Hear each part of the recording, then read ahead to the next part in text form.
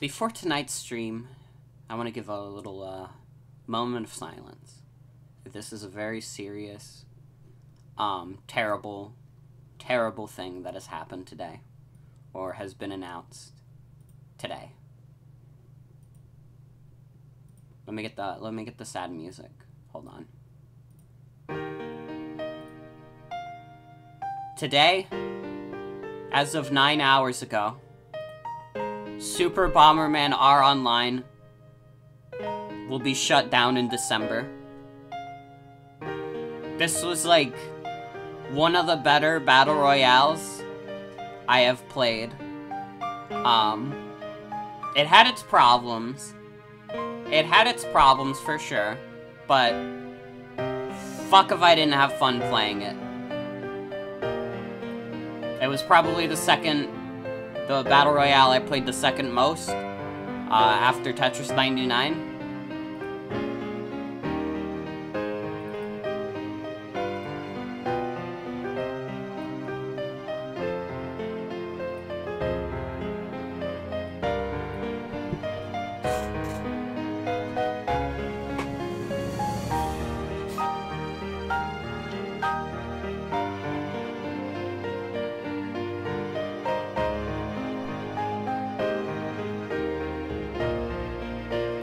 Anyways, we're playing Pokemon Rumble tonight.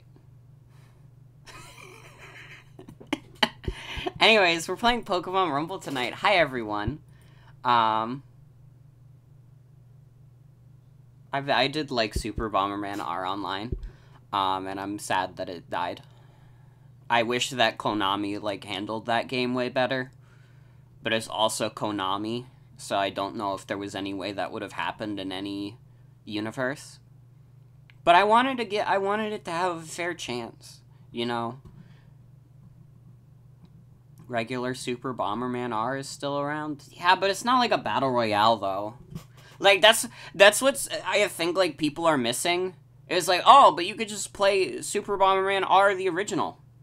The Super Bomberman R the original is, like, one of the most mid-fucking games to come out in, like, the past 5 years. Like, it's not that good. I bought it at launch with the Switch because it was like that and Breath of the Wild. And honestly, I ended up putting more time into Breath of the Wild, honestly. But we're gonna play Pokemon Rumble tonight. I will miss Bomberman R Online. Like, I had my problems with it. I didn't like the pay-to-win model with the costumes and stuff, but fuck, man, it was, like, legitimately fun. And just the fact that it's, like, fallen, like, so far, it's got, like, 200, like, concurrent players on Steam, like, that's embarrassing. For a Battle Royale, that's, like, embarrassing. Like, dude, it's still, like, so easy after, like, 3 years for me to hop into Tetris 99. And, like, within 20 seconds, we've got a full game. So the fact that, like, Bomberman R is already at a point where it's, like, near impossible to find games, it's depressing. And it is embarrassing. And I really do think Konami could have saved themselves a lot of trouble if rather than do, like, pay-to-win, like, shit, like, oh, you can unlock this Bomberman if you get the Battle Pass. The Battle Pass should be like Fortnite. It should be for, like, cosmetics and shit. And they probably would have had a better time retaining players.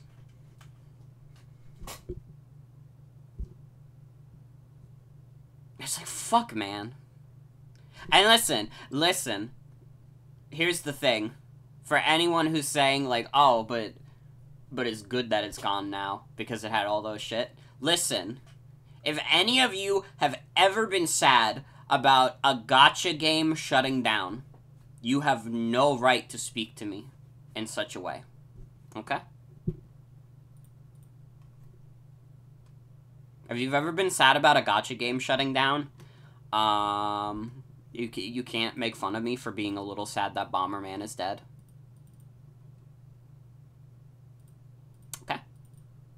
We agree to the terms of service? You haven't? Alright, you are now ready to join the Knights Templar.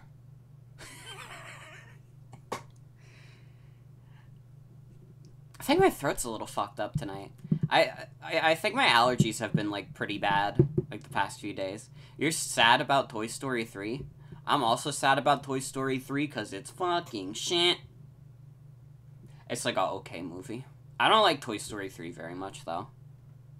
I guess, like, my thing with, like, Toy Story 3 is that it came out, like, around the time when it was, like, expected, like, oh, the people who would have grown up on, like, the original Toy Story movies would be feeling nostalgic, they'd be going to college, and, like, that kind of stuff. I was, like, 10 years old when Toy Story 3 came out. So, like, that emotional element, like, I didn't have that. I watched, like, the first 2 Toy Story movies as a kid, but that was, like, 5 years ago rather than 15 years ago. Dude, I don't even remember some of the shit I have on, like, Dolphin. When the fuck did I download Zatch Bell Mamamoto Fury? Hold on. Can I get this up?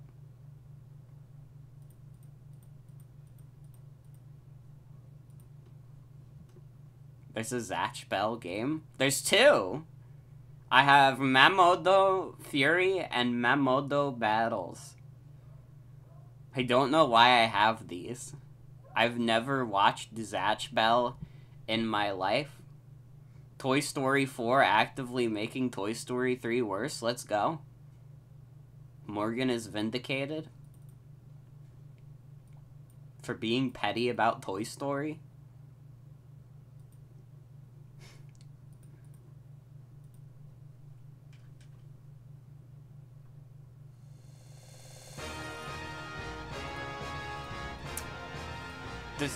This actually is, like, HD. Or it's, like, widescreen.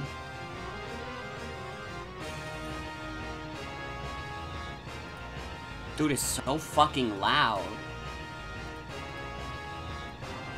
Use your inside voice. It's got the amen break in there, though. Let's go. Okay, so this is Pokemon Rumble. My history with this game is that I played the WiiWare demo back when that was a big thing. Why is this breakbeat? Has no choice. I played this when it was a WiiWare demo, and I always wanted to get it, but I never did. But then I got the 3DS game, which was alright, but also like 30 hours long. And I remember people didn't like it as much. But this is like a short, like 3 or 4 hour game. We're gonna have a good time.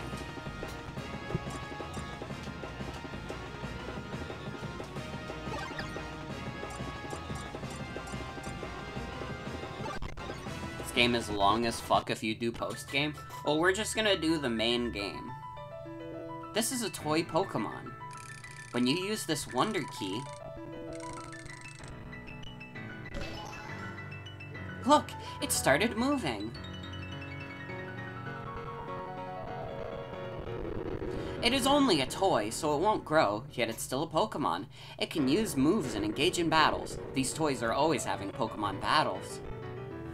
Who is the most powerful? Only the Battle Royale can decide. I can see why I wanted to play this game as a kid.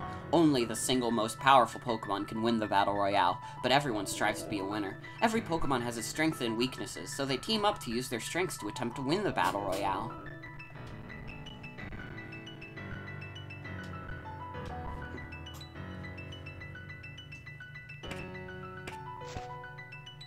Pokemon over there is Rattata. It seems to have noticed a gap in the gate.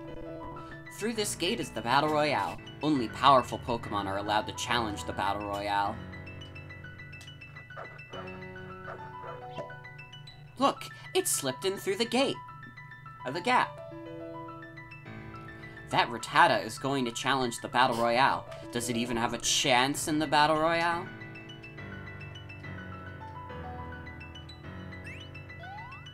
Oh my god, little Rattata, be careful.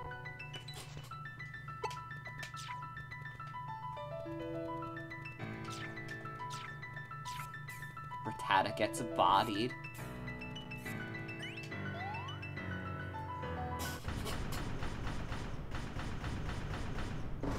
Let's Let's see how we can do in the Battle Royale.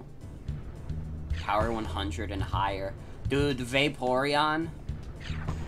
The Jolteon? Why is Jolteon just strictly better than Vaporeon? Vaporeon had like 3 in both stats? Or maybe I was not paying attention? Alright, that's it. That's it, man. Come over here.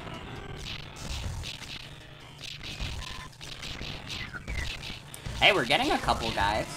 Ow. I instantly got body slammed by a Wigglytuff. Hey, I killed someone, though.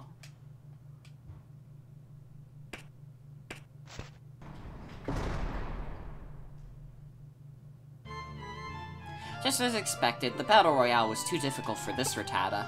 You will need more powerful Pokemon to win the Battle Royale. Why don't you head to Silent Forest to find more powerful Pokemon than this Rattata?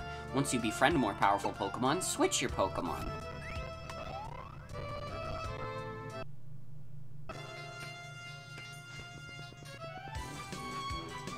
Oh man, this has got like its own version of the Werehog theme. Poor, poor rat.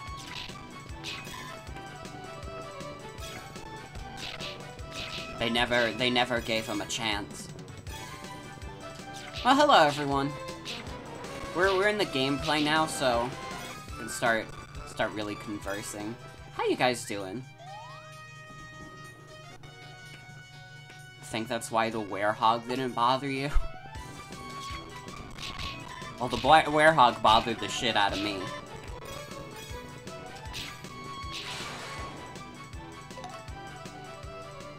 Pikachu is tipped over. Touch Pikachu and you can befriend it.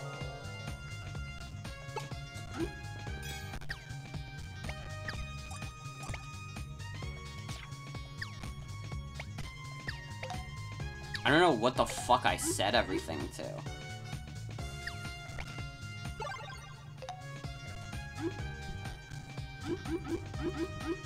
I thought this was A button? What the fuck do I have the Wiimote set to?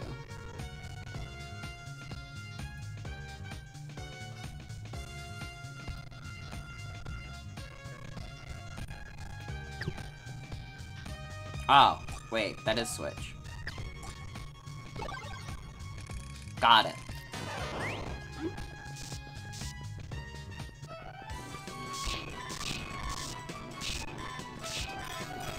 This is a game that will get maddening.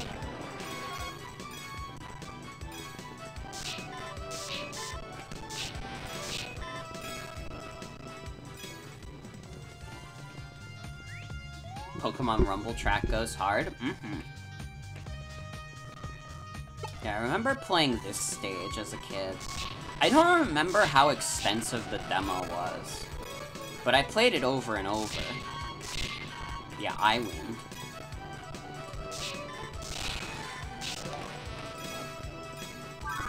Got Caterpie, let's go. I don't know why we would want to use Caterpie over Pikachu, but we can.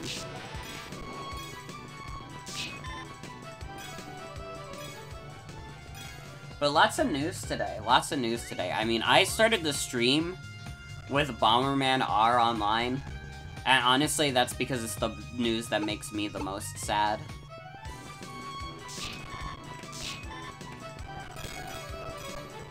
But I mean, we got Pokemon news today. We got Sonic Frontiers gameplay today. And like, I gotta say, in regards to like Sonic Frontiers, they could not have shown off that game in like a more boring way. Like that first trailer they showed like the other day, like looked like, oh, that looked pretty interesting. Not too much to work with, but it looks like it'll be like generally like fun to play around in. And then the second gameplay trailer was like, okay, we're gonna have a guy who, like, just keeps stopping, to look at, like, the scenery of, like, the fucking Breath of the Wild overworld. Like, come on, man. It looks like a fun game that was being played in the least interesting way possible. And I could be wrong. Maybe a lot of the game is, like, super empty like that, but I don't know. It was weird.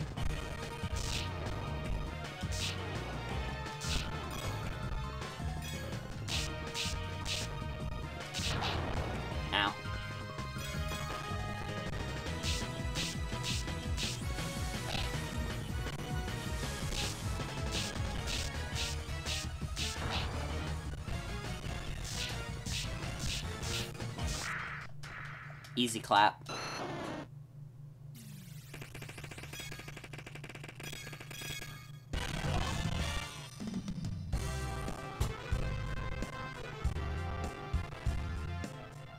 It's a little laggy, but that's fine.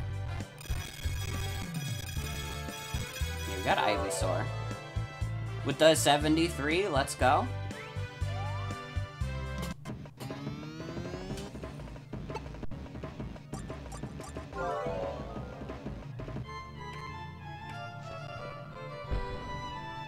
Now we can go anywhere. The DNB.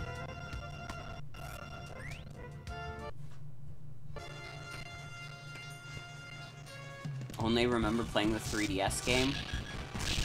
Yeah, that's the one I played as a kid. Was the 3DS version. I learned, like, yesterday that there was another Pokemon Rumble game that I had never heard of. There was, like, a 3DS freemium game called Pokemon Rumble World. I had literally never heard of this game before. That game must have had, like, literally zero marketing, because I was so shocked when I learned of it, and I was like, when the fuck did this come out? And it was, like, 2016? I was like, fucking what? That was the one you played? I played Pokemon Rumble Blast, which was on the 3DS. That was also 3DS. I didn't play Pokemon Rumble U, which was the Wii U version, but I also heard that one wasn't very good.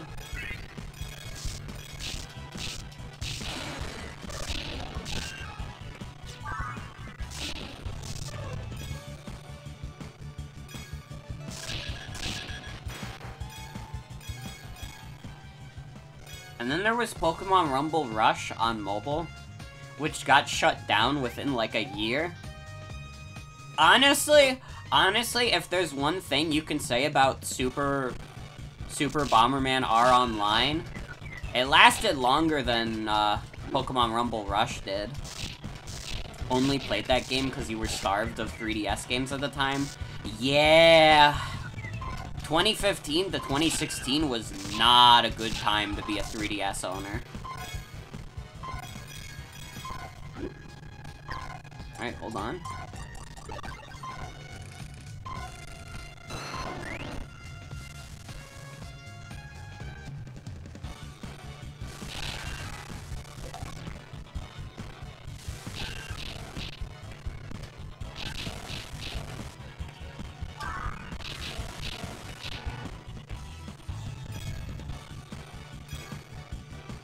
One thing you can say about Super Bomberman R is that it's a game. True?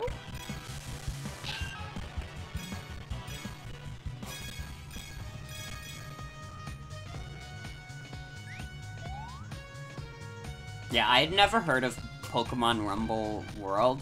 Although it dropped, like, February 2016, which was, like, the same month as Fates. And my mind was set on that before the crushing reality set in.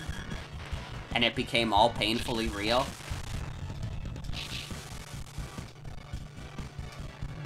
All you know about the freemium Pokemon Rumble is from an extended rant a friend of yours went on. The main antagonist is a magician who is also a Mii because of all the human NPCs in that game were Miis. Part of his evil plan was opening a pancake restaurant that sold mind control pancakes, but it didn't work because nobody ate them. That sounds awesome.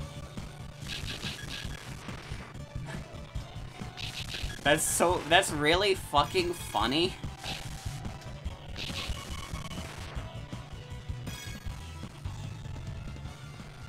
I also like the idea that this was like the final straw for your friend. I was really on board with Pokemon Rumble World until they brought out the pancake guy.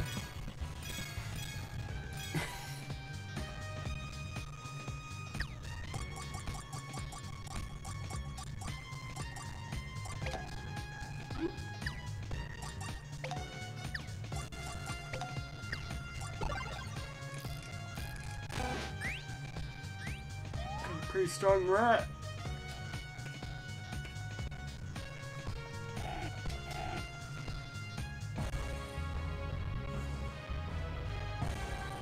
No cops at Pride, just Pancake Magician and his dog shit pancakes. True.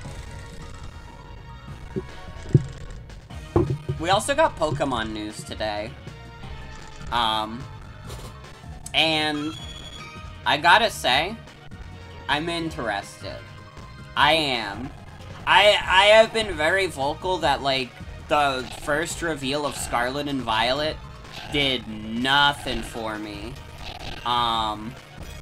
Like, I just could not care less. But, when they've revealed more gameplay stuff, like it's supposed to be like an open world, you can do the gyms in any order, you can, like, play with your friends, I was like, okay. Okay, I would like to see that. The game's plot is started in the first place because the magician shows his Dark-type Pokemon collection to the king and he gets jealous and makes you go get Pokemon for him. Thought I didn't like open world? I mean, here's the thing. Here's the thing. I have said that I don't like open world games, and I do believe that. But when I say, like, I don't like open world games, like, I need you to understand that I'm mostly specifically talking about, like, shit like the Elder Scrolls, or, like, Fallout, or, like, Breath of the Wild. Because I don't know, the, like, movement in those games are not very, like, interesting to me. Which I know is gonna sound blasphemous for, like, Breath of the Wild in particular, but it just didn't interest me enough. And I think, like, Sonic Frontiers is doing, like, kind of an open world thing, and I think, like, just based on the fact that you play as Sonic, like, that'll help make it not, like, sad to me. Also not JRPGs. I mean, Pokemon, by technicality, is a JRPG, but I get what you mean. Oh, wait, you mean Fallout and Skyrim? Yeah, no. Yeah, I don't, like, I don't know. No, yeah, I gotcha.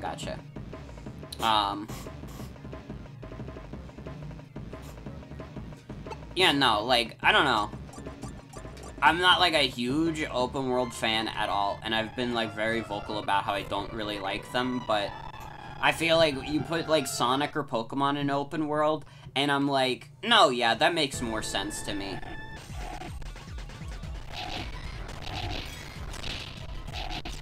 Oh, I should switch.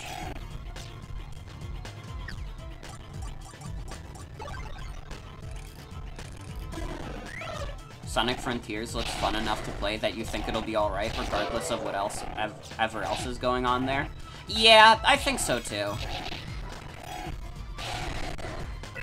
Like, if they just give, like, Sonic, like, an interesting moveset, which it looks like they have, I will probably, like, enjoy it a lot.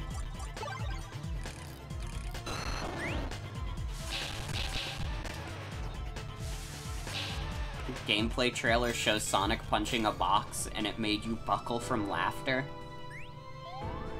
Like Shadow the Hedgehog. In his game.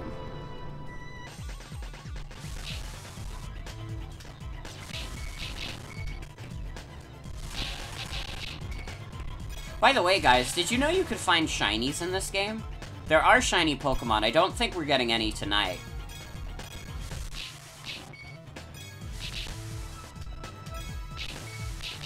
But you can actually get shiny Pokemon during the end credits of this game, which is even crazier. Standard 1 in 4096, got it. I mean, we will be encountering a lot of Pokemon, but we probably still won't find any. I would not hold my breath for it.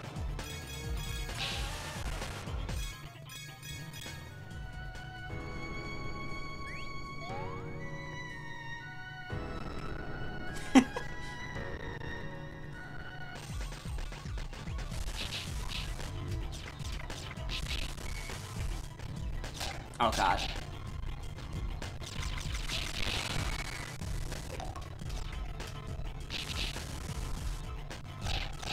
Oh, fuck.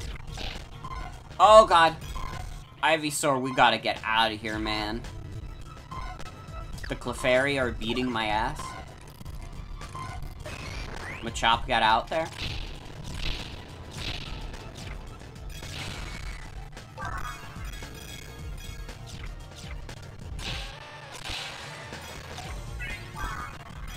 Dude, could you imagine getting a full shiny toy dex?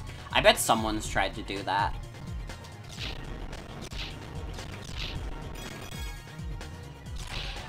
Fairy chasing me menacingly. It is a little frightening.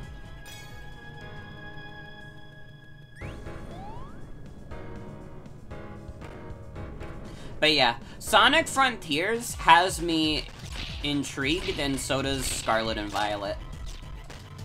I think, like, Sonic Frontiers always kind of had me on board, but Scarlet and Violet from, like, the launch trailer, like, it didn't do much for me. I got a Machoke that's worse than my Machop.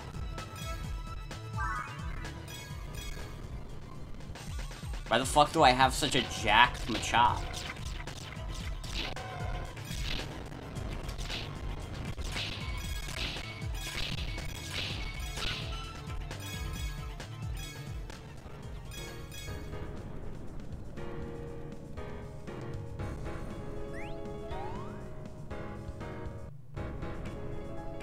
But we'll have to see. Both of those games are not coming out until way later in the year.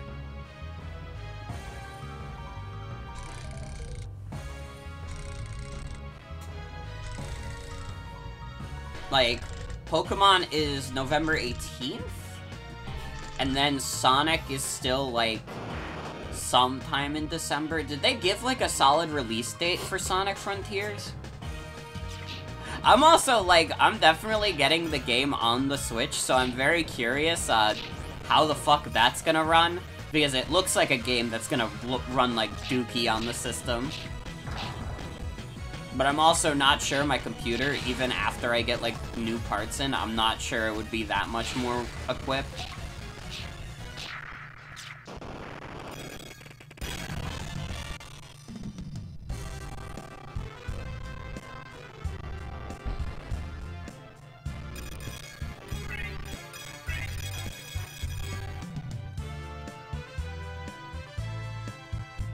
But to be fair, the Sonic ports to the Switch thus far haven't been too bad. Still haven't shown a release date for Frontiers. Honestly, I would be okay if they, delayed it a little bit. If we're still not at a point where they can give a solid release date, they probably just need to delay it a little bit. Frontiers is tomorrow. Oh, shit. Dude, doesn't Fall Guys, like, go free to play this month? I want to play that. I had, like, no interest in Fall Guys until they said, we're giving it out for free, and then I was like, oh, okay. I'll play it now. I forgive you for Big Yeetus now, because I don't have to pay 20 bucks for your game.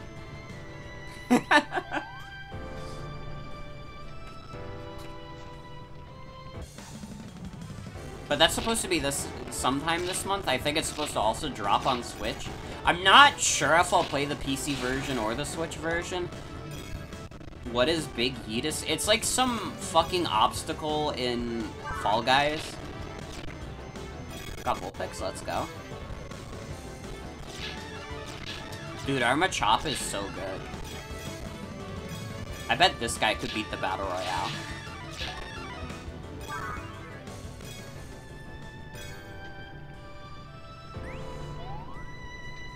But, like, Fall Guys did, like, a poll for, like, one of the obstacles in the game, and they were like, what should we name this? And then it got voted on to be Big Yeetus. It's a giant hammer that can knock you towards the exit on one of the maps. Got it.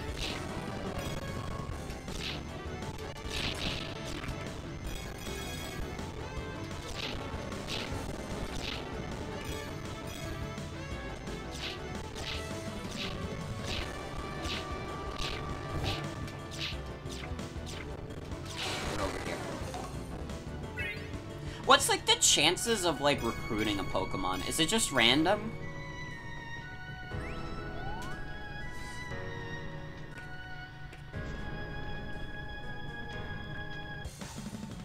It makes you genuinely so happy to be excited for a new Sonic game that's, like, the formative franchise for you. I feel you, like... I can't, like, really think of, like, any Sonic game I've been, like, super stoked for in the past, like, 10 years. And, like, that's not even to say I haven't enjoyed any Sonic games that have come out in the past 10 years. That's a fucking beefy Primeape yet.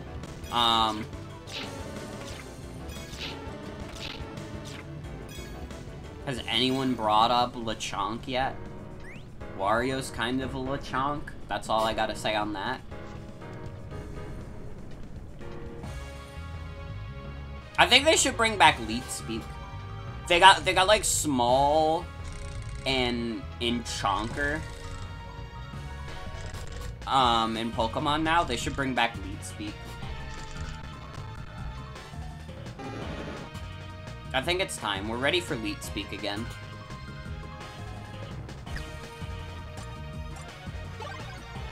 Let us get Primeape out.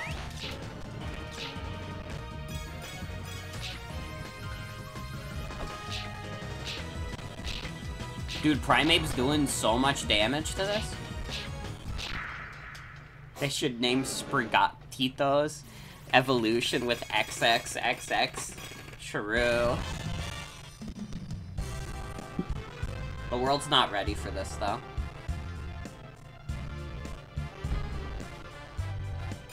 I'm about to go Primeape mode.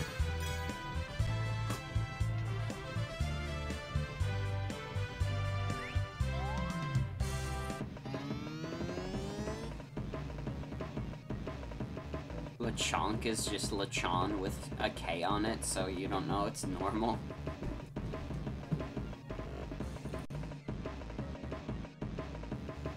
I mean, I don't know. There's like a very likely possibility that a localizer was taking the piss a little bit. But it's also not gonna, like, ruin my day.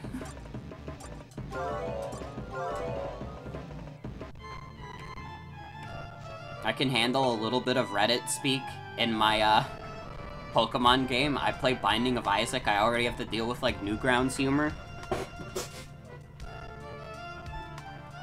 We can move on, but will we? Remember when Callie said Snowbay is so on fleek, I literally can't even? That was like a low point in human history, I think. That was, like Lechonk and, like, Smoliv are, like, whatever, but, like, Callie from Splatoon talking about, like, Team Snowbay, it was too much. It was simply too much. We didn't need to go that far.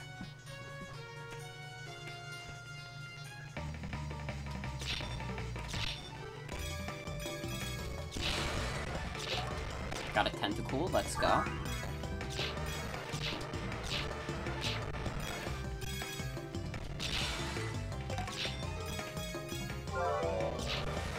Dude, we're getting some fucking jacked Poliwags. Got a pretty jacked Tentacool.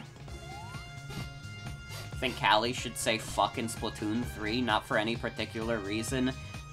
Just think she should be allowed, true. Callie is saying that is what got her hypnotized by the Octolings. True.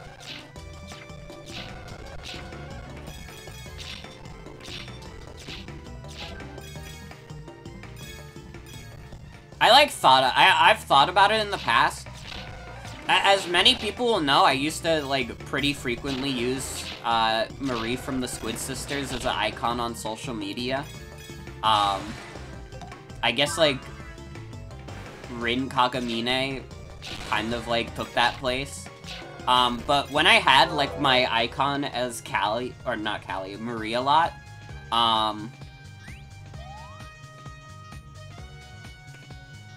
like, I would get asks all the time on Tumblr, like, what the hell? Why are you Marie fans, like, so mean about Callie? I, like, barely even, like, posted about Splatoon, like, on Tumblr, and I would just, like, constantly get these asks. Like, it had to have been, like, once a month, and it was, like, the only question I would ever get. So anytime I got, like, a ask on Tumblr, I was just like, okay, this is gonna, like, be some fucking character in my inbox. Polyworld? And, like, I would always be, like, pretty nice about it because, you know, I don't want to fight with people on social media because I would fucking tear my hair out and I would be a more miserable person for it. But I thought about it a couple times, and I considered, like, responding to people saying, why do you hate Callie? With the picture of Callie saying Team Snowbay. No, yeah, I like both of the Squid Sisters a lot. Like, I like both Callie and Marie. Did I have a Marie bias? Yeah, but I liked Callie, too. Fun fact, you can like 2 fictional characters at the same time. This is a little-known fact about the world.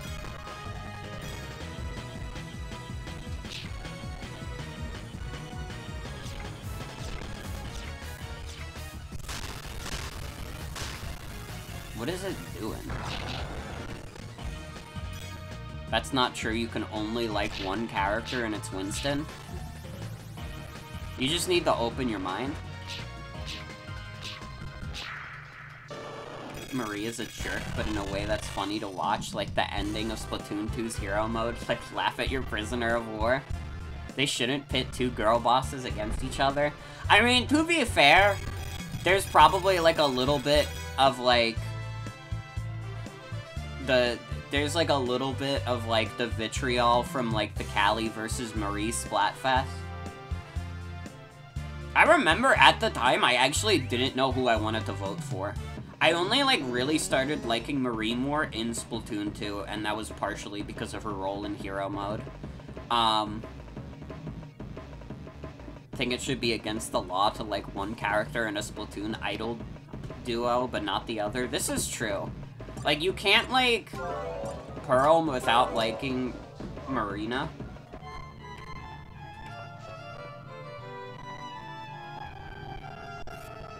Eternal Power.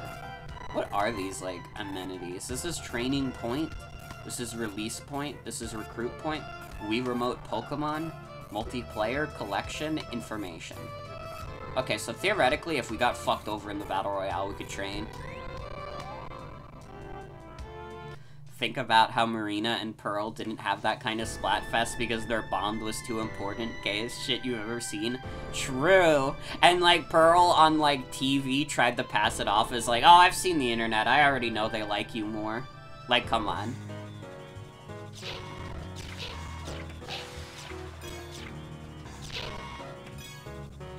It's homophobia to like one member of Off the Hook but dislike the other, literally.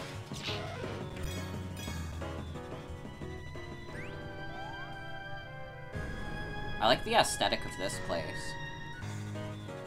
Like Commander Tartar? Commander Tartar is fun. He's like a fun villain. You need to like Marina's girlfriend too, you don't get an option. You know, I'm realizing, like, Splatoon 3 is, like, a few months away, and we don't know what, like, the idols of those games are yet. Like, how long did it take for Pearl and Marina to get announced? Because I actually feel like that was, like, really, like, close to when Splatoon 2 launched.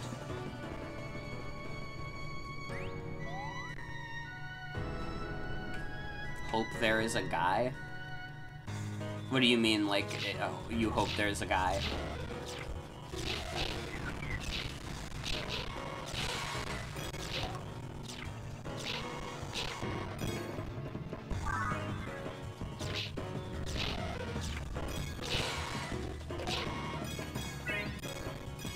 A dude idol?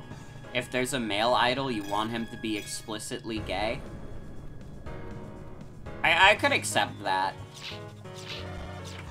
I'm not, like, huge on the idea of, like, a male Splatoon idol, because I feel like Splatoon is one of, like, the few games that has, like, pretty alright, like, women. Like, I don't know how to describe it. Like, Splatoon is a game that is frequently marketed with its, like, women.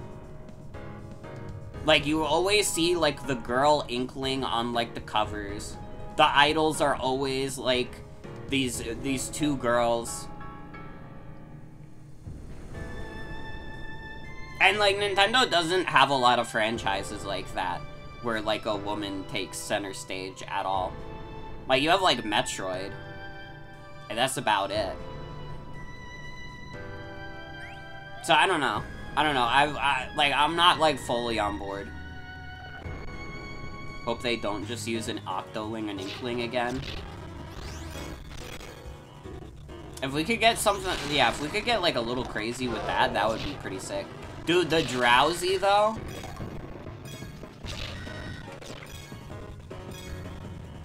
But I mean, above all else, I would just want them to be, like, a fun, interesting character.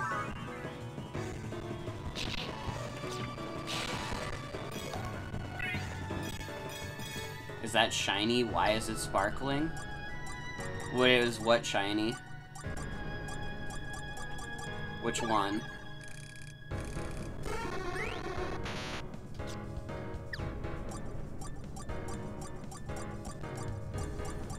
The Nidorino was sparkling. It doesn't look shiny to me. I guess I have another one, though. No. I think that's just a thing that happens sometimes. I guess we could switch to, like, Shelter. Oh, is this sparkling then? For fun.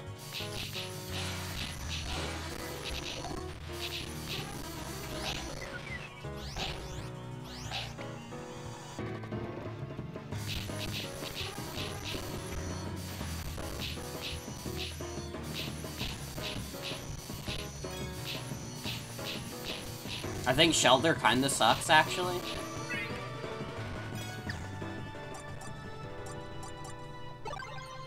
Let's get a Nidorina out.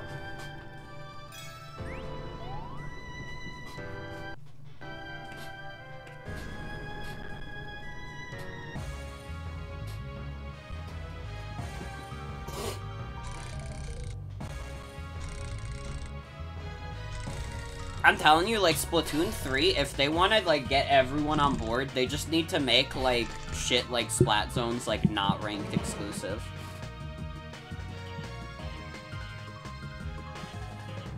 Genuinely, I would, like, lose my damn mind if I could just play another, like, non-ranked mode that wasn't Turf War.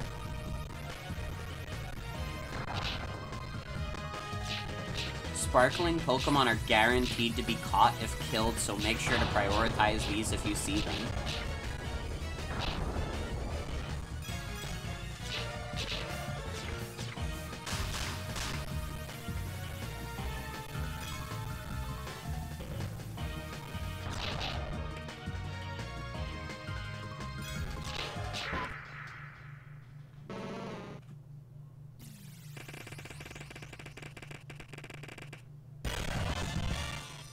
We only got Ivysaur as our, Bossmon, huh? Not even a good Ivysaur either?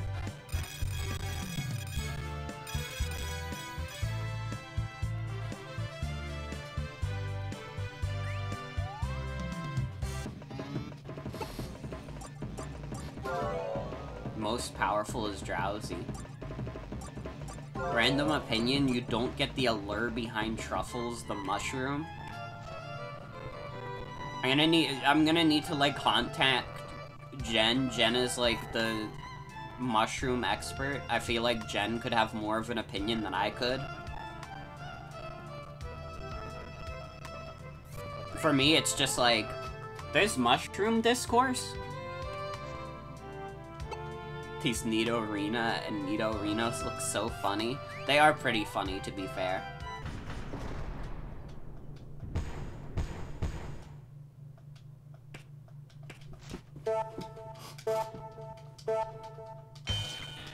There's a real mushroom discourse? What's, like, the mushroom discourse? What's, like, for all the mushroom fans, what's, like, the ultimate mushroom discourse? The mushroom discourse you have to get into if you want to prove yourself, like, a real mushroom fan. The kind, like, that scholarly mushroom shit.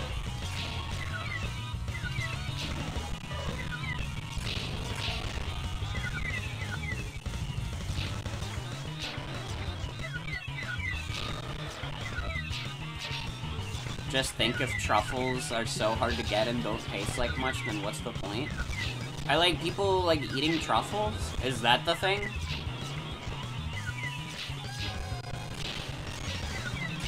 This Battle Royale is baby time?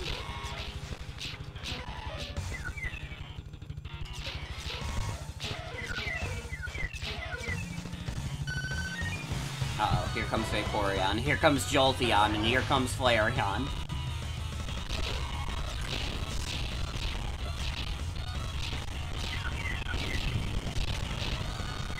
Jolteon died easy.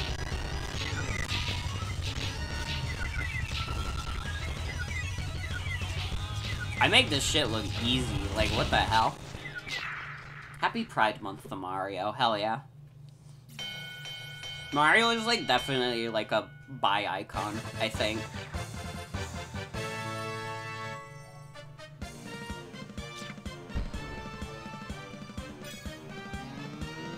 I love my $500. I love beating up toys for $500. You've won the Rank C Battle Royale. Your Wonder Key has been upgraded. Above this Battle Royale, another rank waits you. Go to the next rank using the launch pad.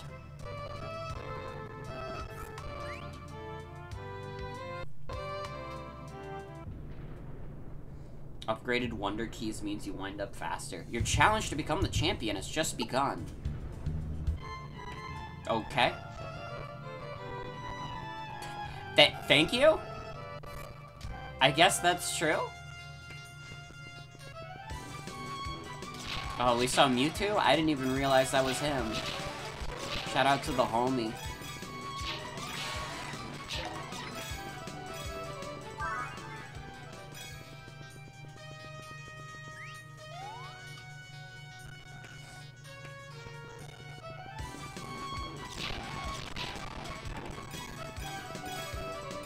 Venonat is in the regional decks? Yeah!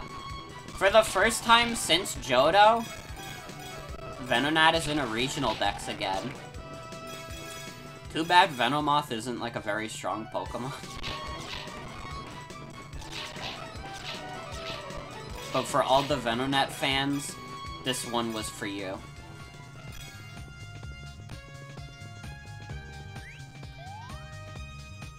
Venonat, more like Themonat. Your sister wants to keep it as a Venonat forever. I wish your sister luck. I respect the grind.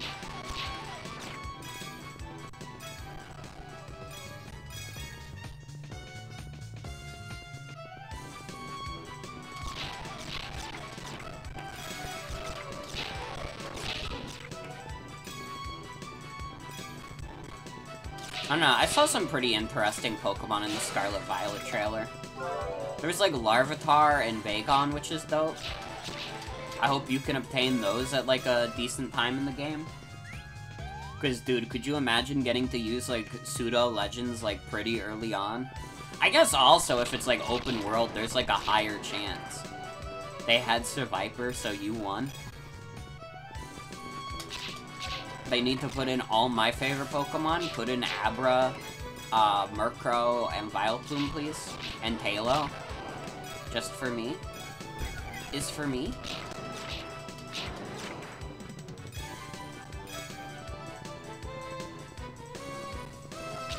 What is that Kakuna doing?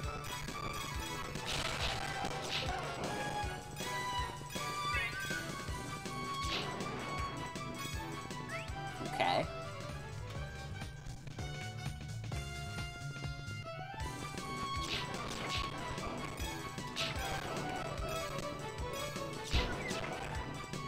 It's sentient. It's afraid. I mean, it should be afraid. This Nidorina is, like, pretty sick, to be fair.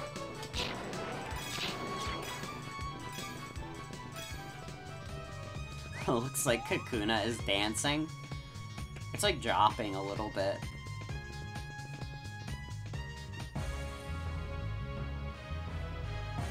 Dude, Raichu!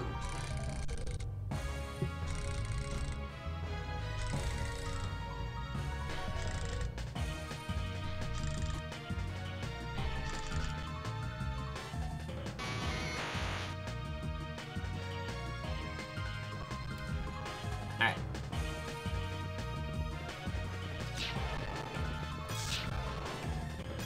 He's just standing there. Whoa!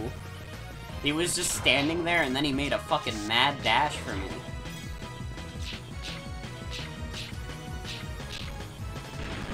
The two opinions you've seen on new professors also is Happy Pride Month versus Violet Professor looks like Alex Y2K. I mean, to be fair, he does. He does look a little bit like Alex from Y2K.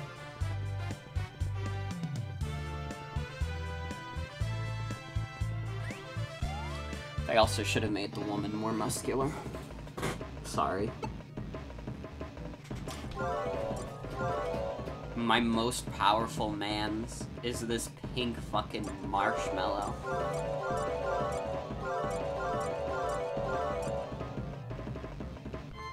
I'm right and I should say it.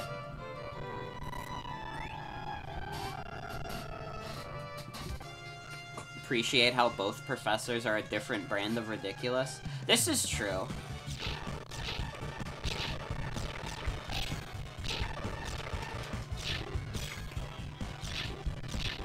Sugimori drawn Wolf Glick. True! True. Dude, I literally, this morning, I watched Wolf Glick react to the fucking, like, trailer. And he said, like, they put me in the game.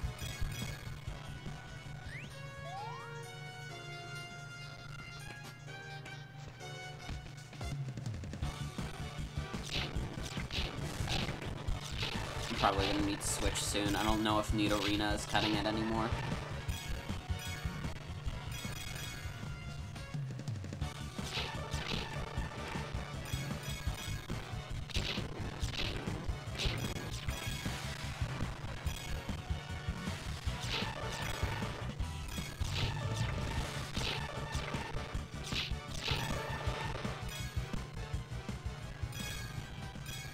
You need Violet Professor to put his hands on his head and ask what's going on. I've seen a couple edits. I saw, like, Chaos edited, the Professor to have, like, the hairstyle, or, like, the hair color of Alex from Y2K. And then I saw another person edited it, the Professor to be doing the Y2K pose. So you just need to, like, that's, like, it's, like, perfect. I would say.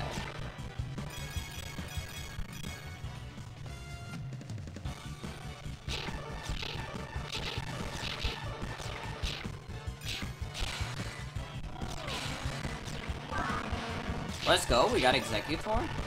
Hey, maybe Executor is, like, fucking sick. It has Stomp, I guess I'll take it.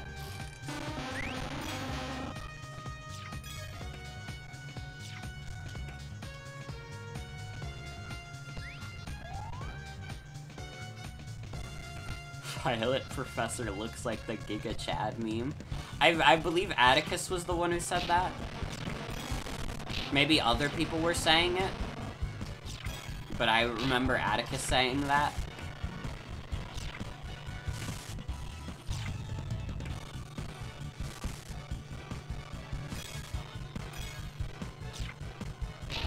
But it was in Burger Time, got it. Stomp kind of sucks. It's pretty hard to aim.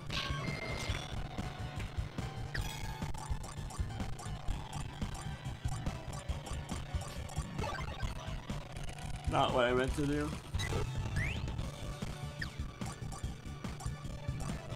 Yeah, Stomp kind of mid as fuck. You send out Wigglytuff.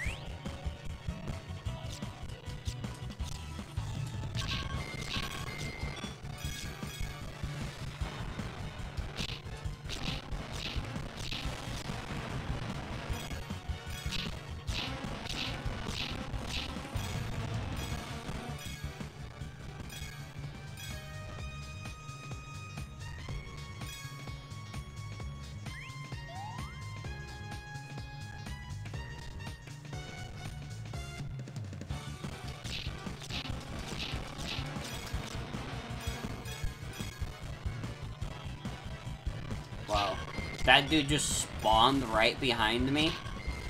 Like a spy backstab.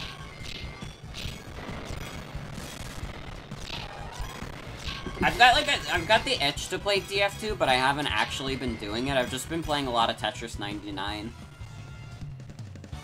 Because I've been busy doing, like, stuff around the house. It's easier to just, like...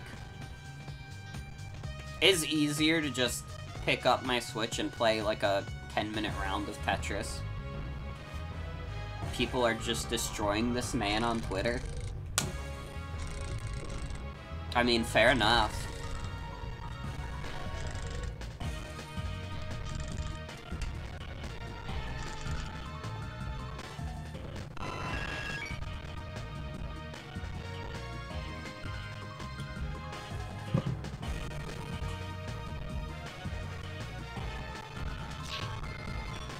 Why is he wearing a onesie bodysuit? For fun.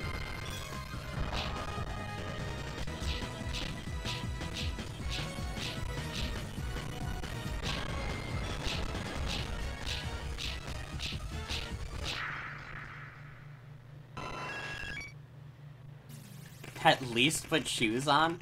Is he not wearing shoes?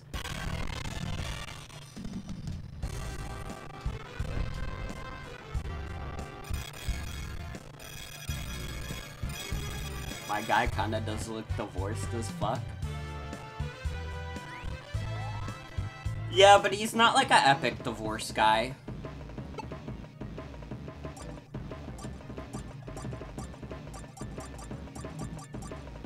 Like, you know what I mean? Like, his style of divorce is probably, like, he spent too much money on crypto.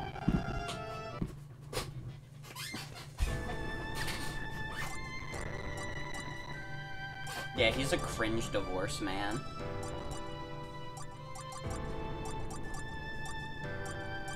He's the kind of guy that would sing about how she took the wires to his PlayStation and she's doing too much. Double kick is, like, kind of a crazy move. He does look like a crypto guy who'd buy a Tesla and do the Y2K pose after it catches on fire. Is, like, fucking Elon Musk even gonna, like, buy Twitter? Did, like, Elon Musk fuck up so bad that he's just, like, not buying Twitter anymore and he just caused, like, a disruption in Twitter.com for, like, a month? He completely stepped out. It's on pause. Dude, just say if you're gonna do it or not. Don't say like, oh, it's on pause. Like, are you gonna do it or are you not gonna do it? You already, like, tanked the Tesla stocks by $50 billion. Like, just take the fucking L, man. So caught up in your damn high horse. You got ratioed by the hard drive, man. At some point, you just gotta quit. You're a 50-year-old man who's trying to be, like, the king of Reddit. Like, dude, that's the Am I the Asshole, like, no sleep atheism website.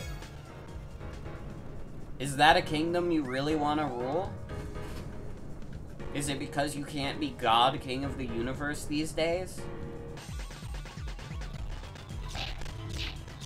Have some fucking respect, man. Be a fucking man.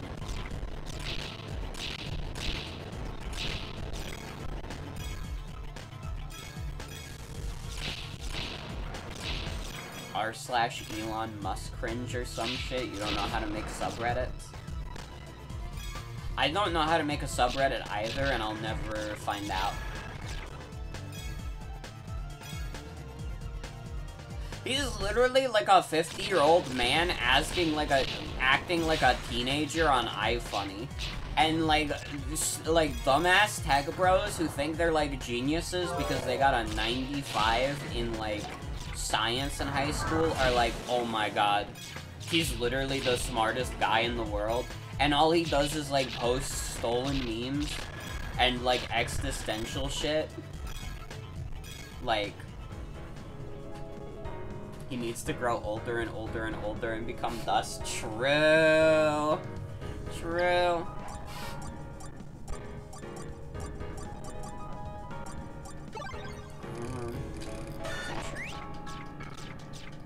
I can deal with this.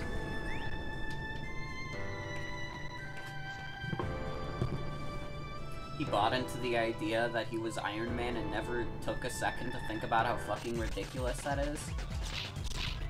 I mean, when you have that much fucking money, like, that kind of money, like, you can't afford self-awareness.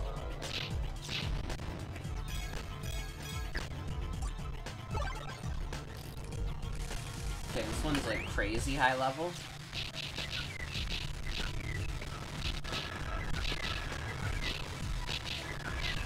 Someone said Elon's death has to be as mundane and unremarkable as possible.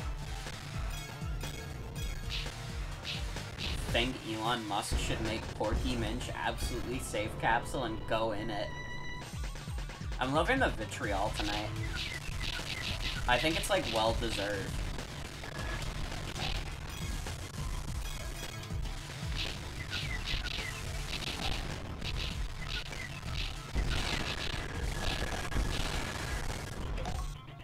Dude, the double goal back.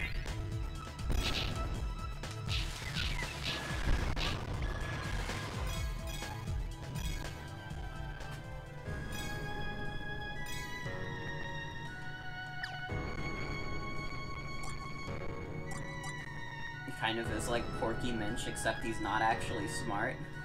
True. Think Elon Musk should play Y2K start to finish. True.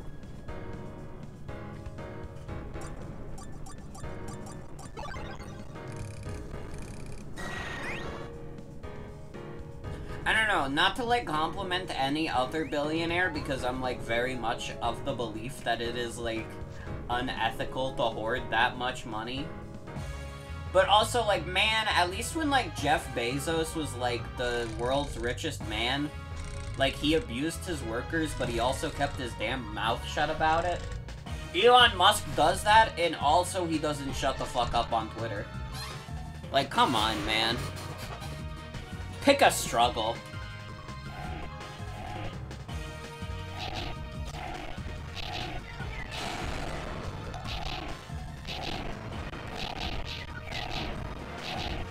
Opinion on billionaires is a taco with a stick. My opinion on billionaires is I will be a kinder person if I get, like, a donation of, like, $1 million right now. Yeah, no, Jeff Bezos didn't try to be a fucking Twitter main character every day. This is, that, like, literally I could not have worded it better myself. This is, like, all Elon Musk does.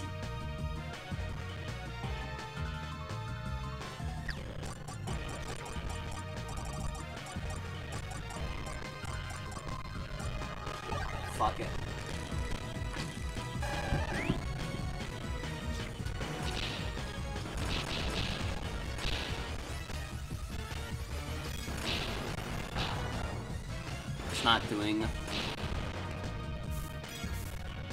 Not doing very much.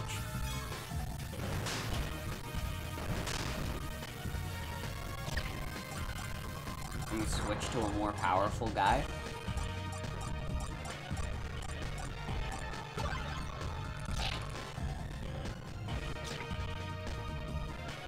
He wants to be relevant so fucking bad, and you don't think there's a better way to describe it besides pathetic?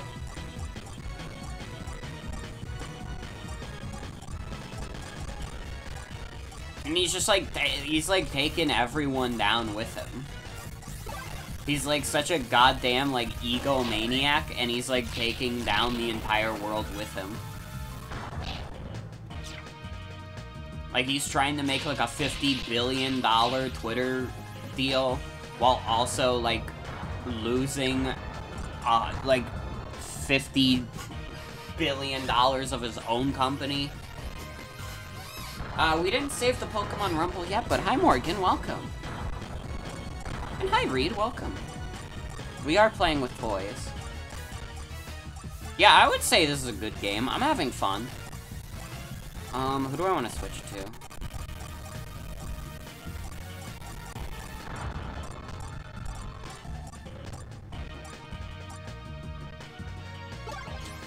Let's switch to Rhydon or Rhyhorn.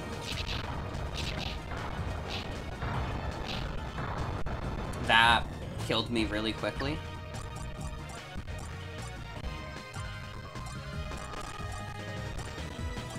It was really embarrassing how quickly that killed me.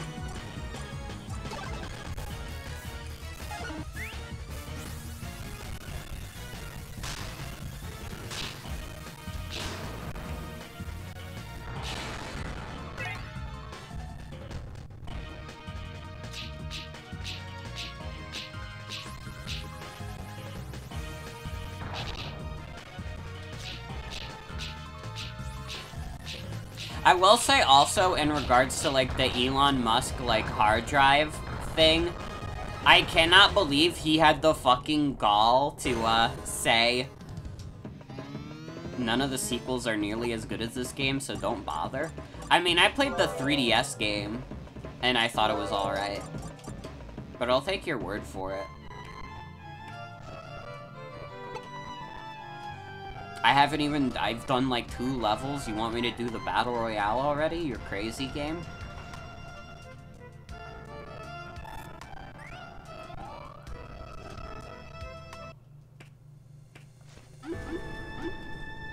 But him, like, saying, like, oh, this is less funny than a bad night of SNL. Like, are you fucking crazy? You just handed someone, like, the easiest W of all time? You're fucking ludicrous. How fucking far up your own Elon Musk asshole do you have to be, where in your mind, the first thing you go to when someone, like, insults you on Twitter is like, oh, that's not funny. It's kind of like SNL. Are you fucking crazy? Did you forget? Did you fucking forget? Because I didn't forget. Nobody else forgot about the fucking Wario bit. You're out of your goddamn mind. I've met people who were high out of their fucking mind be more reasonable than you were in that exact moment. Why is this is less funny than a bad night on SNL? Literally a Gex quote. Man, this is less funny than a bad night on SNL. He would say that. Maybe he will in a new game since he's not owned by Squeenix anymore. Who is the company that bought, like, that studio and got, like, Gex and, like, Tomb Raider? Or maybe it wasn't the studio, maybe it was just the IPs. But you know what I mean? The one who bought, like, Square's Western IPs?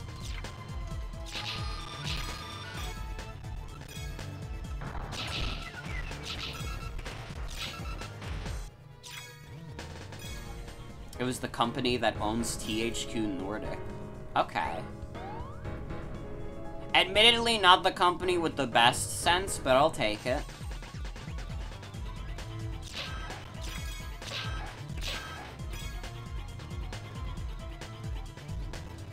I mean, it seems like THQ Nordic, if nothing else, is doing good with, like, the SpongeBob games. But, like, man, I'll never forget, like, the fucking moment in history where someone at THQ Nordic was out of their goddamn mind and did a fucking Q&A on 8chan. I cannot imagine, like, how the fuck that got past, like, anyone else in the company. Like, none of the higher-ups heard, like, a marketing guy say that and was like, oh, that's not a very good idea. Like, that's insane. That's, like, one of the most insane things that's happened in the past 5 years, and, like, nobody talks about it. But I will. And I will say it was kind of crazy. I would not be surprised if the dude who, like, did that Q&A got, like, fired.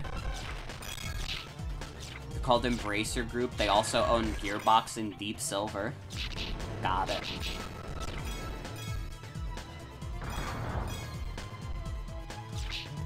They own Goat Simulator? Awesome! My favorite game, Goat Simulator. Man, Goat Simulator is like a fucking throwback. I remember that shit from like 2012.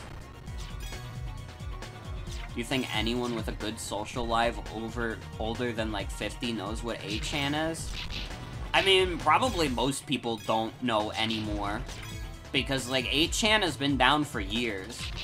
And like most of the people who were like on 8chan just like moved back to 4chan because where the fuck else were they gonna go? They own Dark Horse Comics, the Hellboy guys.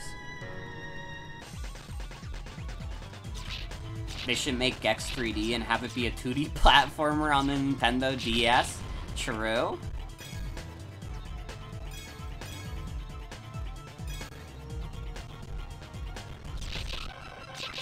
I don't know, though. It feels like one of those things where, like, someone in, like, the process of that Q&A happening should have, like, researched, like, hey, you know, like, 8chan, that website that wants to do, like, an interview with us about, like, our funny SpongeBob game?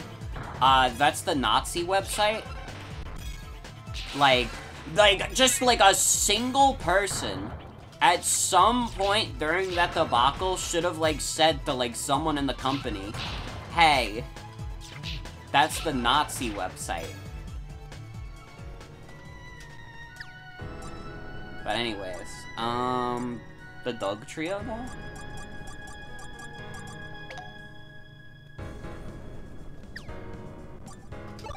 Let's switch. Gex Simulator.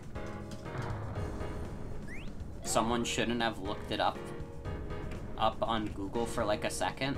It literally would not have been like hard to like find out the website's deal. Yeah, no, I know what you meant. You meant should've. Like, I feel like if you're doing, like, a interview with anyone, like, that would be, like, the first thing you do, is just, like, a quick background check, and be like, oh, hey, this person wants to do, like, a Q&A, or, like, an interview about a project.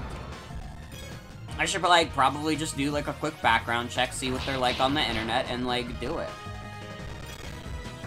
If all goes well.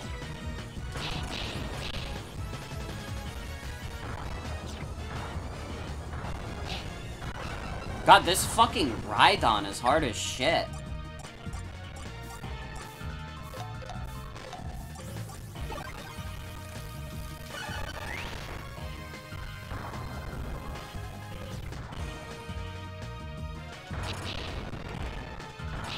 If they were smart, they would go on Arlo's podcast. True.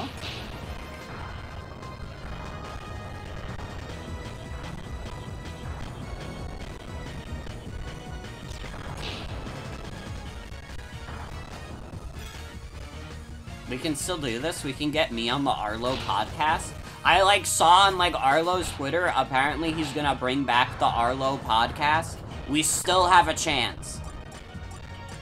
Arlo, if you ever watch this stream, please, I will go on the Arlo podcast and it'll be sick. We'll talk about Nintendo Switch games, and then at the end of the podcast, I'll, like, offhandedly mention, like, hey, you're kind of like a Muppet, aren't you? And then we'll never talk again.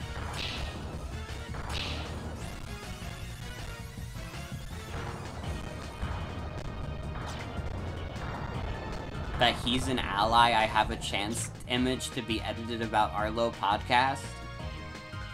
I don't think so. I don't agree with that.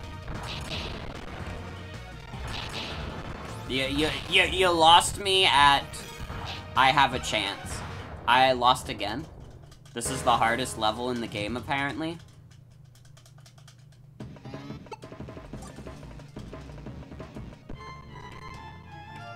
He's an Arlo, I have a chance.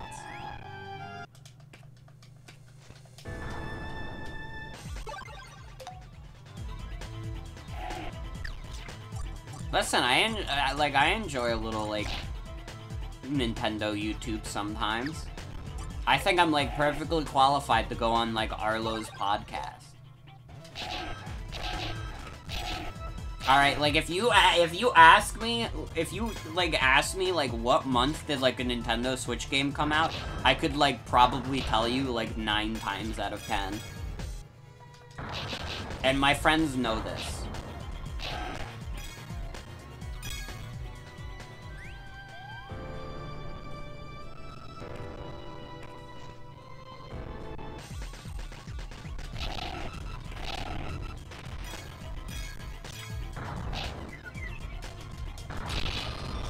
Fuck these guys.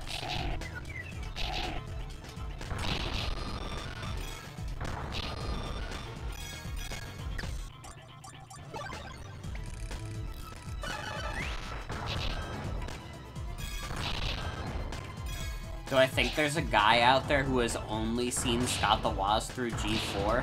Statistically, there's like at least one. For sure. I don't imagine it to be like a huge, like, population. But if you said like at least one guy, I'd be like, yeah, that makes sense.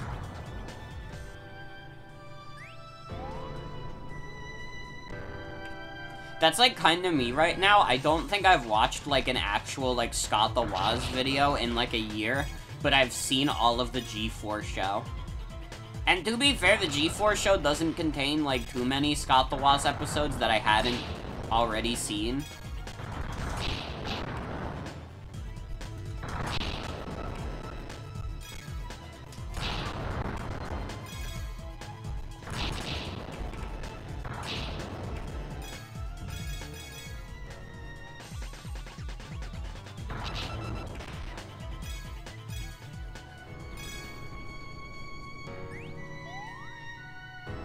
Kind of guy drop. I was thinking of like a new kind of guy. Not about Scott the Woz, but I was thinking of like a new kind of guy who like watched Germa excessively during like the TF2 days and only just now learned that he's a streamer with like nearly 1 million followers. I'm also going to extend this guy and make him even more like specific and say that he only learned this because Germa streamed the Hatsune Miku rhythm game.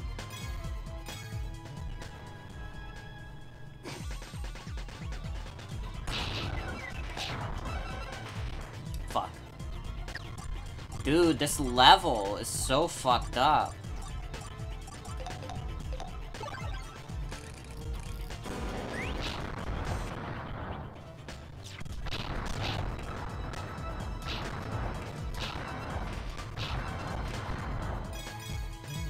Onyx is kind of a ranged fighter. Guy who's only seen Scott the Woz on cable TV and also thinks it's Neil Ciceriga. God.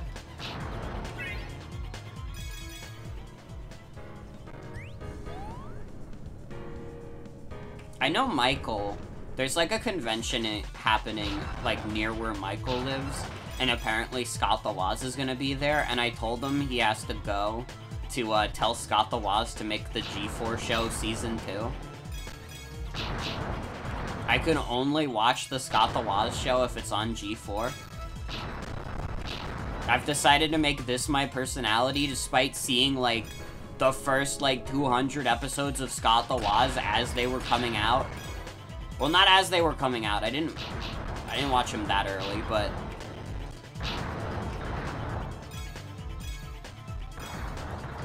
If it weren't for the Miku part, you would have been that guy in the sense that you used to consume so much Germa TF2 content, forgot about it, started watching Germa as a streamer, and only made the connection like a month ago. I didn't watch the Barrel Blast episode. Did he make an episode on Barrel Blast? When did he make a Barrel Blast episode? You have to keep in mind that I think, like, probably the last Scott the Woz episode I saw premiere was Borderline Forever. I think, like, that's probably, like, the last Scott the Woz video I watched as it came out.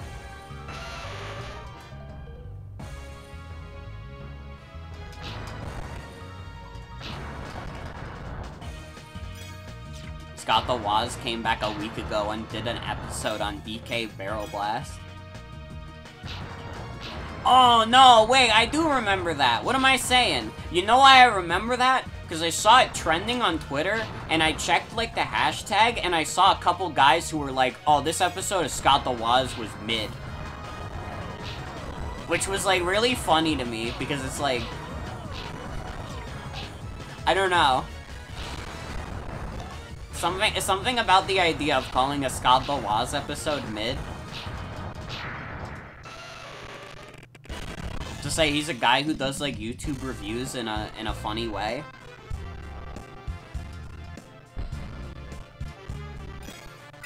Your dad watches Scott the Woz and he also said the episode wasn't good? Aw, man. I guess the guy who said mid was right then. It doesn't have the dad seal of approval.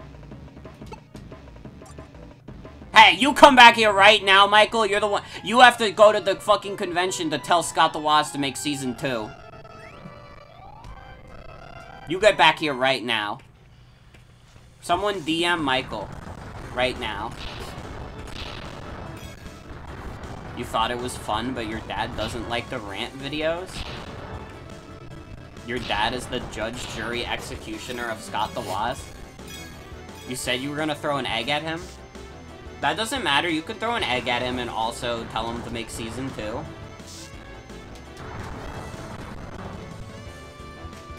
I need, like, an objectively worse version of Scott the Woz to watch.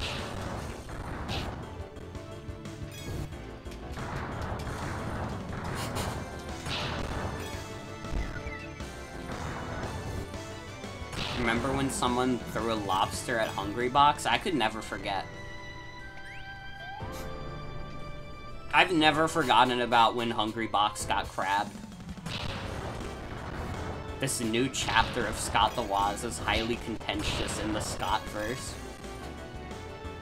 Again, like, I haven't watched a new episode of Scott the Woz in, like, a year.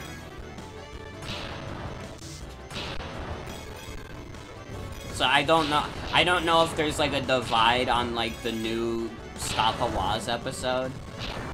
I just know that some guy on Twitter called it mid.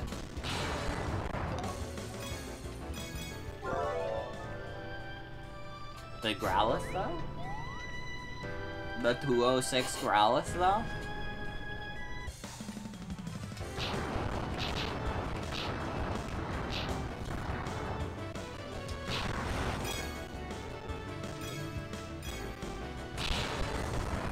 Does anyone here watch Peanut Butter Gamer? Dude, I haven't heard the name Peanut Butter Gamer in, like, ages. That's like ancient.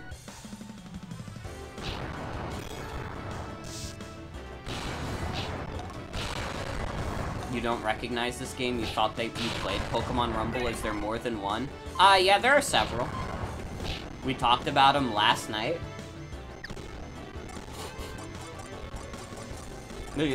Listen, I don't remember things very easily. You're gonna have to give me a break. I don't remember every time I like, have talked about, like, video game YouTuber. Did we really talk about him last night, though? I feel like it had been way longer since the last time I talked about Peanut Butter Gamer.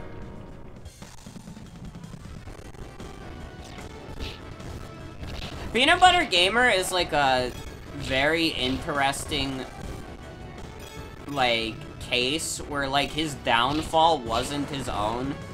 He just kind of, like, fell out of relevancy because he's, like, semi-associated with, like, JonTron and Pro Jared. I don't know if he, like, actually associates with them these days, but I remember, like, that's pretty much why the name, like, Normal Boots is, like, in the fucking dirt, is because of those two.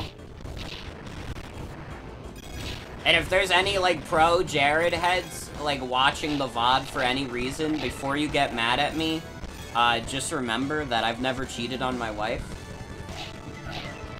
So I'm allowed to be a little petty. You've never watched Scott the Woz, you just know he exists and is a guy on the internet? That's a true statement about him.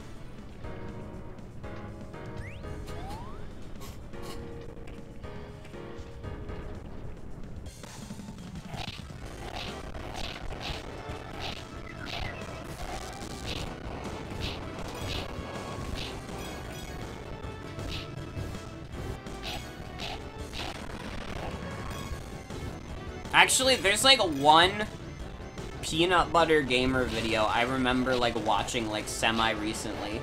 And it was him reacting to Pokemon challenges, reacting to his own Nuzlocke. Because this is the kind of stuff I watch on YouTube now, I guess.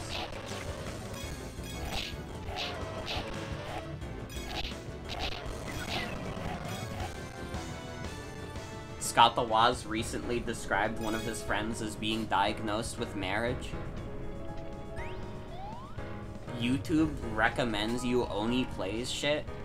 Who is, like, still watching, like, Oni Plays? That feels like a channel that had its prime, like, 5 years ago. I don't think I ever, like, got recommended Oni Plays. I don't really watch, like, Let's Players.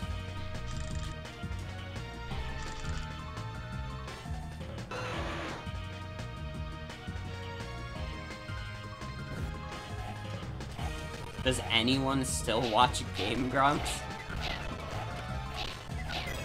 Not after poor old Aaron passed away. Rest in peace.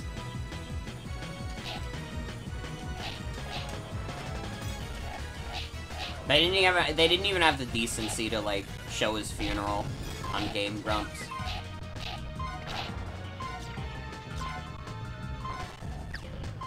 The only thing you retain from Game Grumps is, does Bruno Mars is gay? And all they did was read it? Yeah, I was about to say, that's not even, like, a Game Grumps bit. Does Bruno Mars is gay is, like, old as fuck. Remember when Aaron had that boxing match and got his shit kicked in? It's important to note, listen, I do. And it's important to note that the guy who rocked his shit was the guy from Epic Mealtime. Like, it is so much funnier, like, Aaron Hansen getting, like, punched in the face, if you know that it was the Epic Mealtime guy who did it.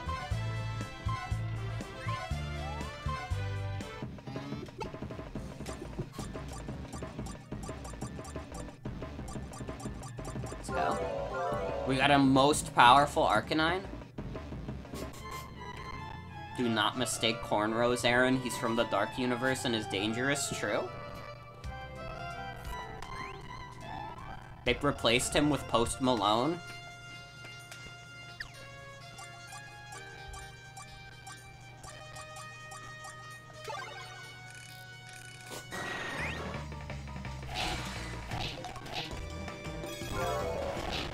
Dude, we got a pretty strong Krabby to start off. White rapper Aaron Hansen. Do they still do, like, Star Bomb? Oh, God. Speaking of, like, shitty, like, YouTube musicians, oh my God. Your Favorite Martian just came back. And they came back with Orphan Tears Part 2. Of all things. And let me tell you, I did the dirty deed. I went out of my way to go watch the premiere of Orphan Tears Part 2. Well, not the premiere. They just, like, uploaded it, and I watched it. You remember people you went to high school with who thought Star Bomb was fire?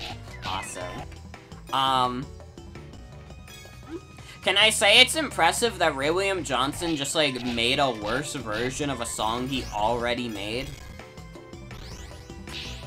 Like, I don't know what the point of Orphan Tears Part 2 is.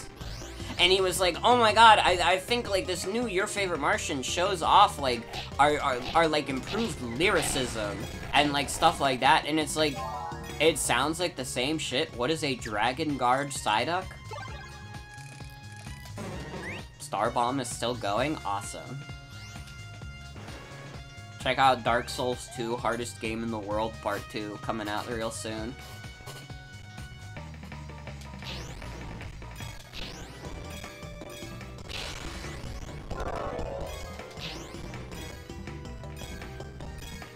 But anyways, your favorite Martian, Orphan Tears, Part 2, is just a strictly worse version of Orphan Tears. And, like, I've said it before, like, Orphan Tears is, like, not one of the more iconic, like, Your Favorite Martian songs. But I gotta be honest, it probably is the one that sounds the best. And that's not to say it, like, sounds good. Like, I would never go that far for Your Favorite Martian song. But I feel like, theoretically, if I was, like, at a club and they were playing, like, Orphan Tears, I wouldn't, like, get on the dance floor, but I would, like, continue to sip my drink and, like, tolerate it. But I don't know if I could say the same for Orphan Tears Part 2, because it's literally just a worse version of the same song. And it's like the same, like, brand of, like, offensive humor that Ray William Johnson had in, like, 2012. And, like, I don't know. Ray William Johnson's, like, brand of, like, offensive humor in, like, 2022 is, like, so boring now. Like, we've already seen this shtick, like, a million times, like, a decade ago. At least get on board with, like, the new, like, offensive jokes. Orphan Tears Part 2 is a Binding of Isaac item, by the way. True.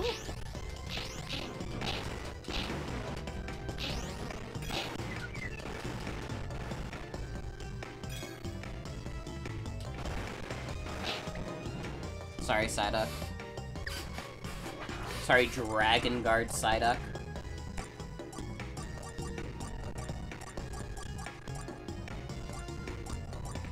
This will do Vice Grip, Krabby.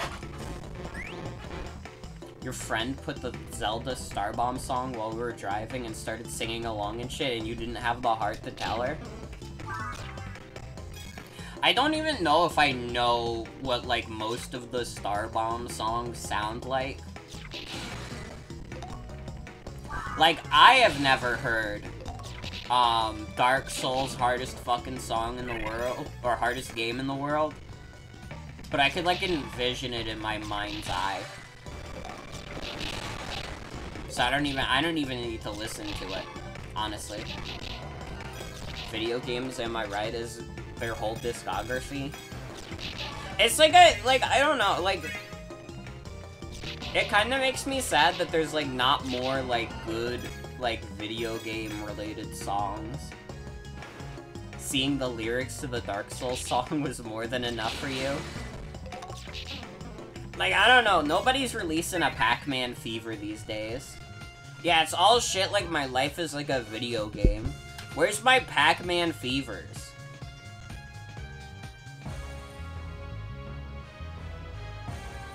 Where's, like, the fan tribute songs, like the one, like, Japanese duo who did a cover of the Runaway 5 song from Earthbound? Video game songs don't have to be lame.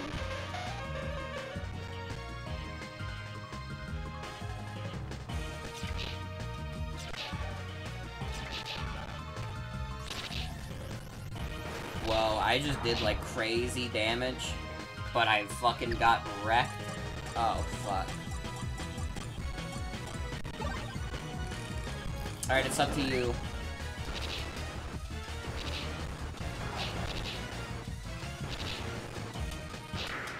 Easy clap.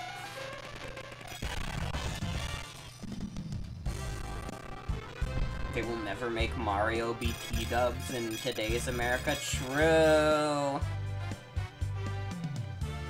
Dude, T-dubs, like, rhymes, though. Mario might be a Superman, but I got a big plan. Whatever the fuck. That's classic. That's classic media. Dude, I've been doing, like, rave.dj a lot lately, which, if you don't know what that is, it's like a AI tool that, will make mashups of songs for you. And, like, obviously, like, it doesn't always come up with banger results all the time, but sometimes you get some really, like, insanely good, like, if you get, like, if you do a good combination, like, rave.dj will pop out a banger and you'll be like, whoa. I just thought, like, I bet, like, Mario B, like, T-dub rap would be, like, a crazy good source for that.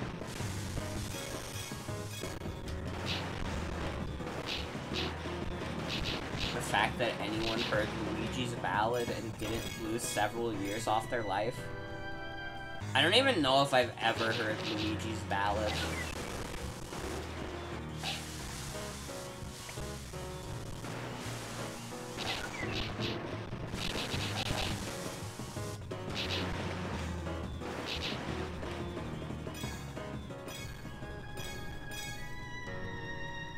That's the only Starbomb song you actually heard. Don't change that, or if you do, make it a group activity. I don't know if I could convince all my friends to listen to Luigi's Ballad. I don't think that's something I could reasonably do.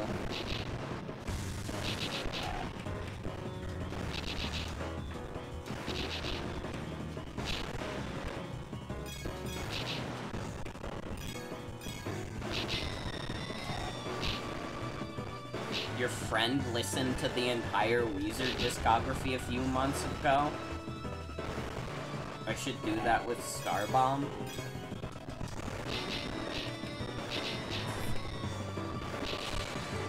I don't know if, like, Starbomb and Weezer are, like, comparable. Like, Weezer's not a great band, but, like, I would consider them more real music than, Starbomb.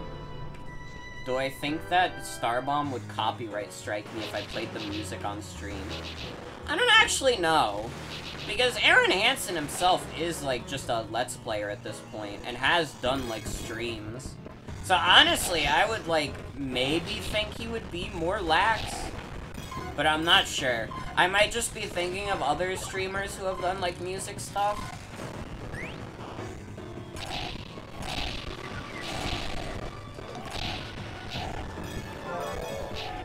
Dude, the wheezing with 300 power? Good lord.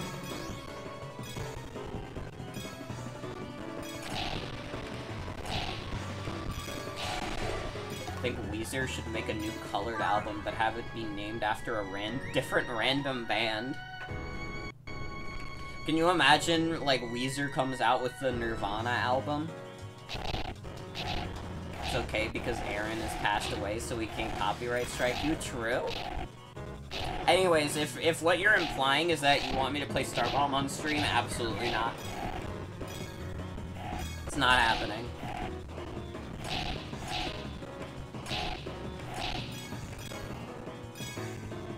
Weezer's new album, Starbomb. Weezer's new album called Your Deltarune Chapter 1 official soundtrack.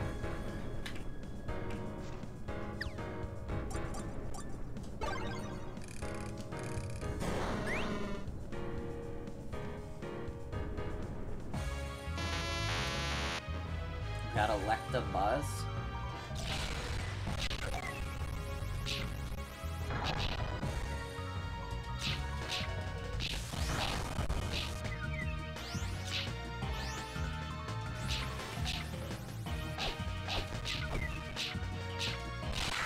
Easy clap. Oh shit, we actually got Electabuzz! What if a band like Weezer just covered a Starbomb song once and it became a hit? Honestly, I could see, like, Starbomb being a big hit on TikTok. I feel like the standards of what goes viral on, like, TikTok is so fucked that I could, like, see a Starbomb album, like, being huge. Dude, they loved the one song about the guy singing about how he brings his wife to Applebee's. And then, like, Applebee's used it in a commercial.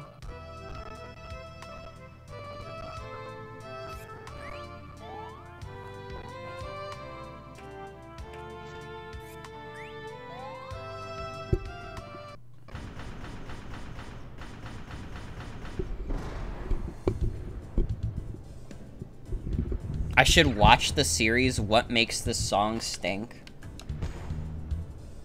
We got Machamp, we got Gengar, we got Golem. Okay, so these are the Gen 1 trade evos. Who makes What Makes This Song Stink? Just remembered the Soulja Boy Rick and Morty song? The one where he goes, Rick and Morty, Rick and Morty, Rick and Morty. That one?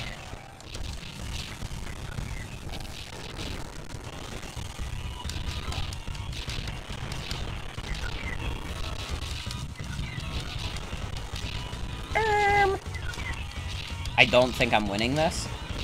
Wow, this is a significantly harder battle royale. Pat Finnerty. Got it. I'll keep that in mind.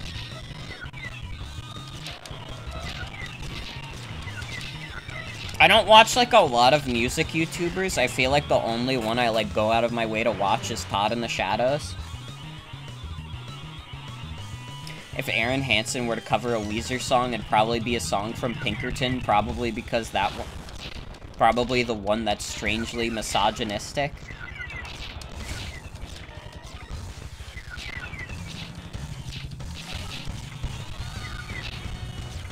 You know, this is gonna be weird to say. Has, like, Aaron Hansen ever tried, like, covering, like, a serious song? Like, I don't know enough about, like, Aaron Hansen's, like, music career, but when I, like, think about it, like, Your Favorite Martian has tried to cover some serious songs and even released some serious songs.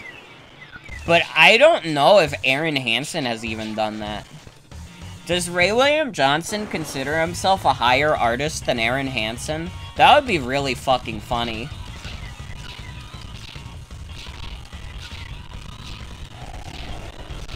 Can we get a poll in chat? Who do you think is the higher artist? Ray William Johnson or Aaron Hansen?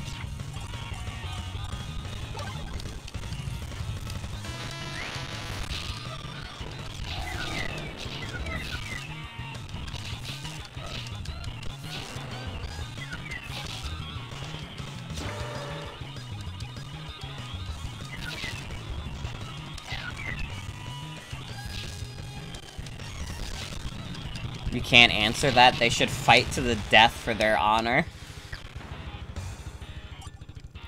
Ray William Johnson could make Luigi's Ballad, but Aaron Hansen could never release Doing Your Mom. Holy shit. I think you, like, you didn't have to kill the man. He's already dead. Fuck's sake. That's scathing. Oh my god.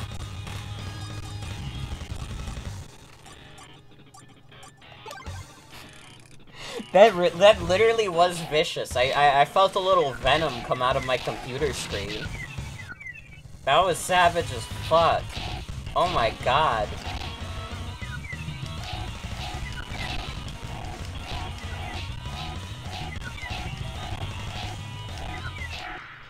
We did it?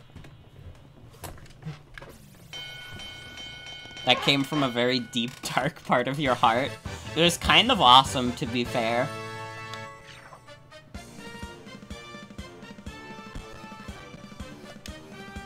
Give me my Yum Yum coin.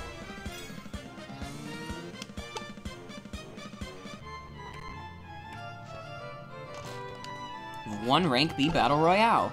Wonder Key has been upgraded. You can now use the launch pad to go rank A. Let's go.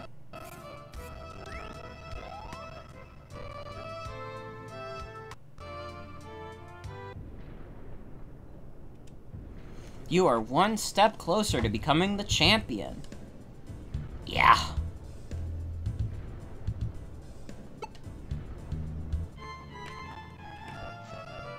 Oh man, is there gonna be another rank after this though? Is it gonna be like a rank S? Thanks, Mewtwo.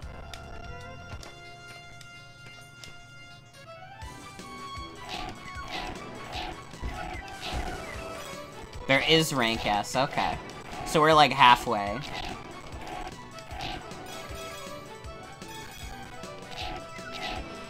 Mewtwo talking to you like he's your dad.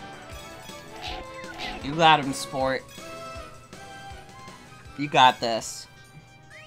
Why don't you toss some ball with your dear old dad? The Oddish is very good.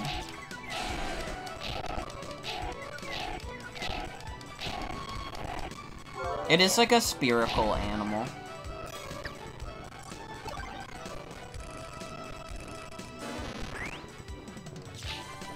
Now we have to play as it immediately. Even though we only have Absorb and it sucks.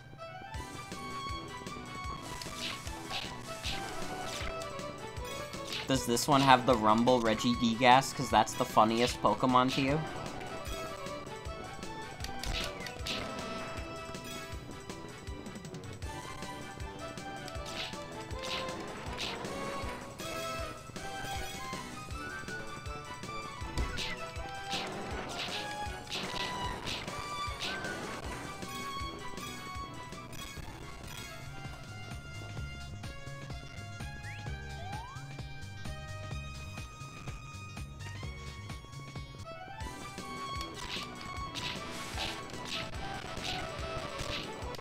Uh-oh. You did piss off the mushroom fandom? And all I'll say is, like, whatever happens to you, it's out of my hands. I will let Gen do what they need to do.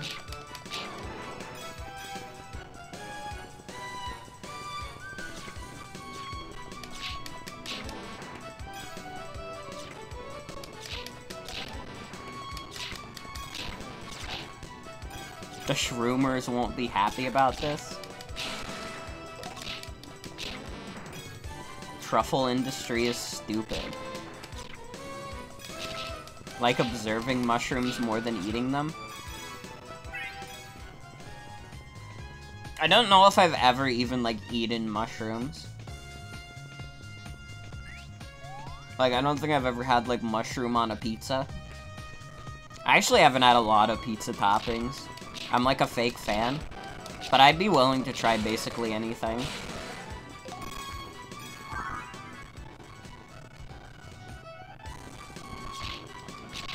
Isn't your thing?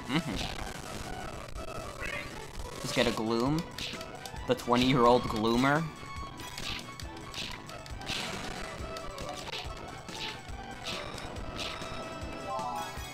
Gutsy Gloom? I don't know what that means. What is a Gutsy Gloom?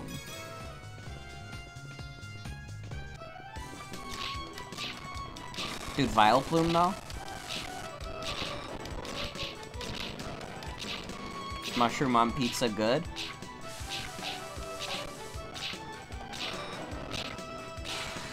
Think their info tells you what it does? Oh, by the way, since we got, like, a decent amount of people in chat right now, who's excited for the Tumblr trading card game tomorrow? You mentioned pizza toppings and your brain just spit out the phrase pineapple on penis. Awesome. Yeah, Devi's gonna be there for the Tumblr trading card game. It's a tabletop simulator mod that Michael made, and you're gonna have to be there. Because it's gonna be exciting. I've said it before, I think this has the potential to be something crazy.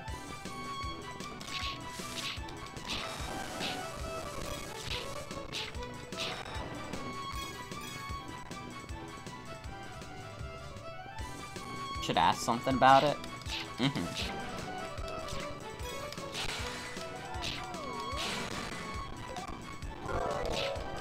Got the Gloom. How the fuck did I get poisoned? I'm a fucking grass poison type. Also, Absorb is kind of broken. Like, nothing can deal enough damage to me where, like, I ever get down to low health.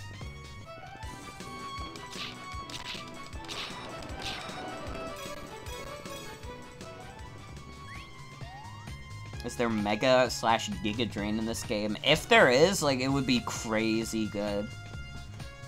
Because already, like, Absorb on its own is, like, ridiculous. Like, nothing can stop me right now. I could just play the rest of the game as this little Oddish. Except Power Creep would eventually set in.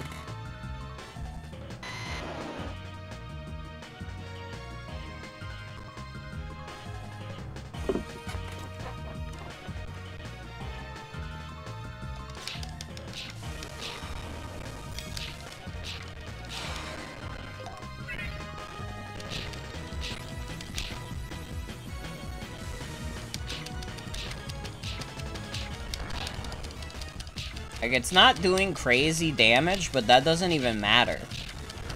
Because I can just heal off any damage anyone does to me.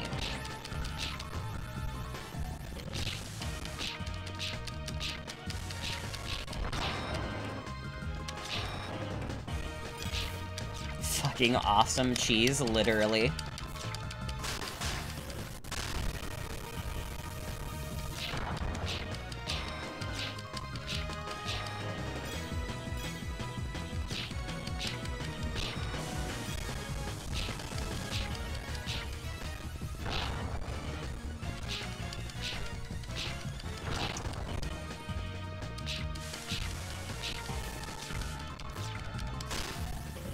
Oh, man.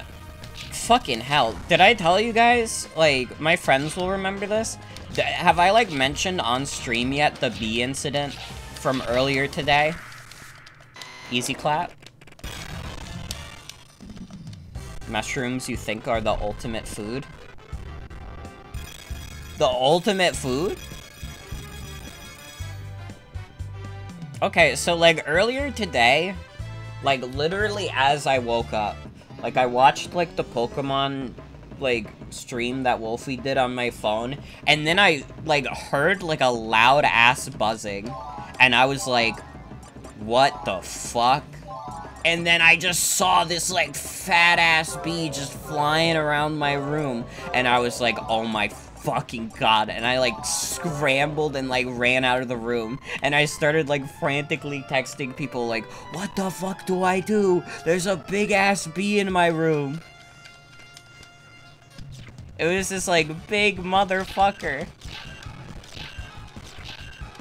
Yeah, no, like, I'm not afraid of, like, a lot of things, but, like, I got a pretty bad fear of heights, and I get freaked the fuck out by bees. Or, like, just generally anything in that, like, family. Like, I don't like wasps or, yellow jackets either. Those guys freak me the fuck out, too. But there was just this big-ass bee, and I was like, what the fuck? That thing is, like, as big as my hand. It was not literally as big as my hand, but when you're afraid of something, it feels that way. But it was, like, huge, and I just kept, like, texting people, like, what the fuck do I do? And everybody was like, do the cup. And I walked back into my room, and this, like, motherfucker was just chilling on my curtains. He was just hanging out. Oh my god, did it just fucking start storming? Jesus. Anyways, I'm flinching. But this dude was just chilling on my, like, curtain. Yeah, because it was making, like, the fucking buzzing noise it was making. I thought it was, like, pissed off or something. It was, like, the loudest fucking thing in the universe. Yeah, it was chilling on the curtain. It was just, like, going around. It kept, like, hiding behind my TV. It's just their wings. They gotta make their wings quieter. I thought, like, that's the sound of, like, an angry animal. And, like, I got it in a cup once. And then, like, I was trying to lift it with the piece of paper, but then the paper slipped, and it started, like, flying around again, and I was like, oh, fuck it. I, like, dashed out of the room, like, panicked. I dropped my phone. And the cup. And I was just like, oh, my fucking god. It took me, like, 10 minutes to go back into my room, because I thought, like, I had pissed off the bee, and it was gonna, like, get at me for trapping it in the cup. But second time I got it into the cup, I kept it in there. And then I got it outside, and it just flew away. It didn't, like, look back at me. It wasn't, like, angry or anything. It just flew away. And now that's my bee tale of how, a bee scared, like, the fuck out of me. It also, like, made me, like, cover up my window a bit better. Because, like, there were, like, a couple of vulnerabilities in my, AC. It probably thought, yippee, outside!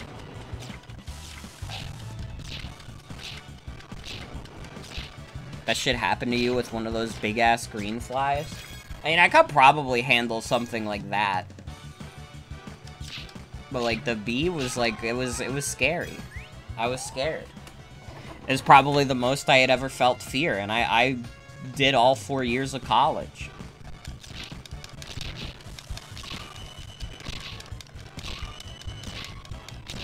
You got bit by a horsefly once. How much does, like, a horsefly bite hurt? Dude, the bee was, like, nibbling on my curtain.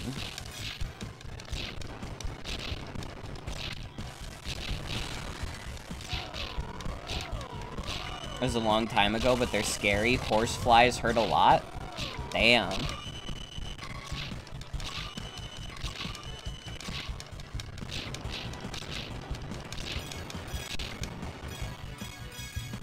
I genuinely think, like, Oddish is the best Pokemon in the game right now. Like, this Absorb is a game changer. Majorly insectophobic, so the second you heard that shit buzzing and saw it, you literally shrieked and dashed out of the room. Ooh. Yeah, like, Oddish is in a tier of its own. It's Pokemon Rumbled. And hi, Flutter is best. Welcome. Welcome, welcome.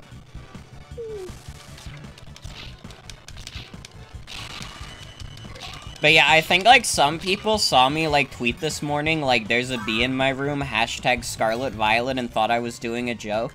And I kinda was doing a joke, but I, like, it was about Pokemon Scarlet and Violet, it wasn't about the bee in my room. The bee was real.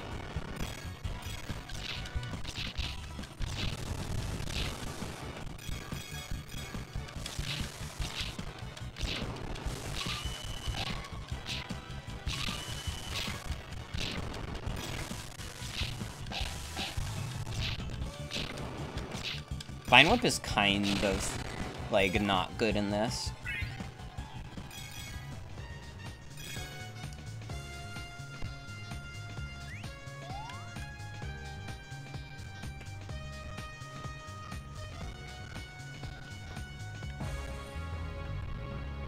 Just remembered the Sonic gameplay? Yeah! Vine Whip is the Are You a Wizard of Pokemon Rumble. True. True, though. Why the hell is Aerodactyl in the forest? Who the fuck let this pterodactyl into this peaceful forest?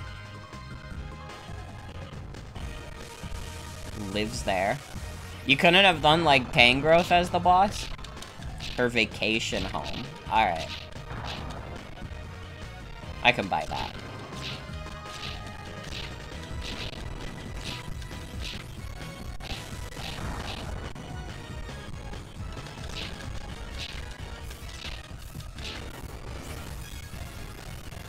Up to which gen does this include? This is up to Gen 4. So I'm actually surprised, like, the boss here wasn't, Tangrowth. Like, that would have made sense, right? Like, there's the Tangela in the forest. And, like, Tangrowth is, like, a new, like, fancy evolution.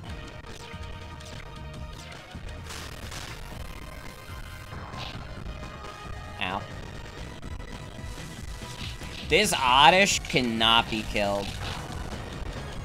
I ate those words really quickly. Dude, Tangela also has Absorb. Let's go. It's fine, we just bring out another Absorbamon.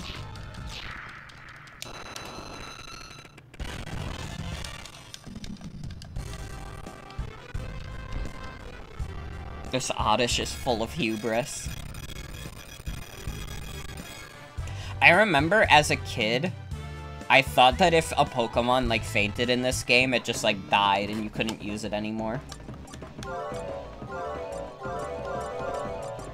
Sorry, I just like that noise.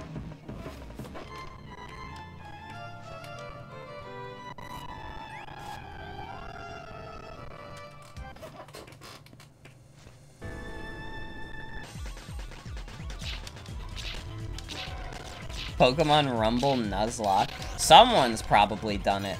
Dude, how are people gonna do, like, a Scarlet and Violet Nuzlocke? If that game's gonna be, like, mostly open world, Like, I feel like Pokemon has been making it increasingly harder to do something like a Nuzlocke. Like, how do you count something like the wild area? How do you count something like the entirety of, like, Pokemon Let's Go?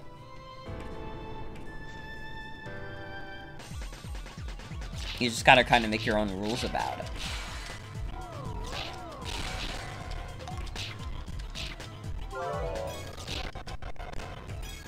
Okay, we're starting to see some power creep. So maybe I want to switch to Machoke. Dude, Machoke with the 3-star attacks.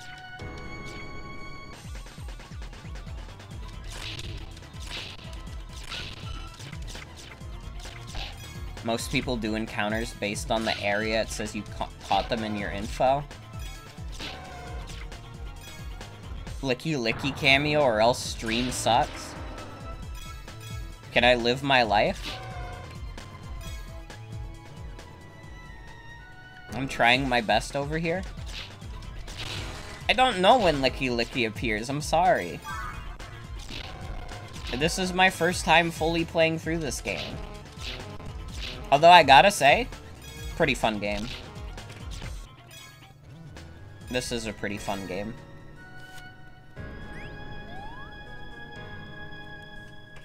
It does eventually.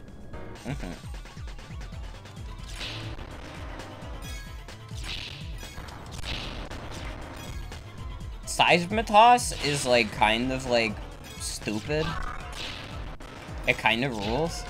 Like, why is that doing so much damage? It's doing 100 damage to these fools. Like, why? What the hell they put in the Seismitos juice? Meanwhile, Low Kick is doing, like, 17 damage. Is Gutsy and Brawny like natures? I still don't know what it means, to be honest.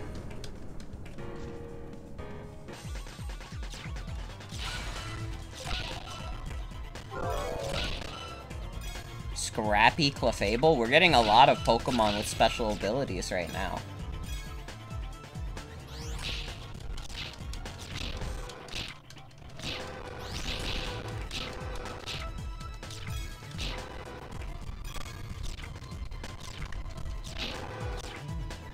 Need to have patience and wait for Licky Licky and Regigigas, the Peepaw Pokemon.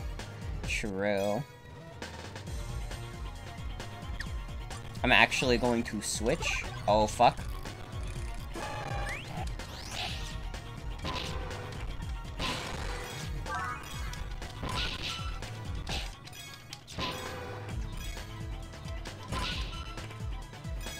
Oh, fuck. Something else I wanted to mention on stream. I mentioned this in the stream Discord, but apparently there is a Heart Gold Soul Silver map randomizer.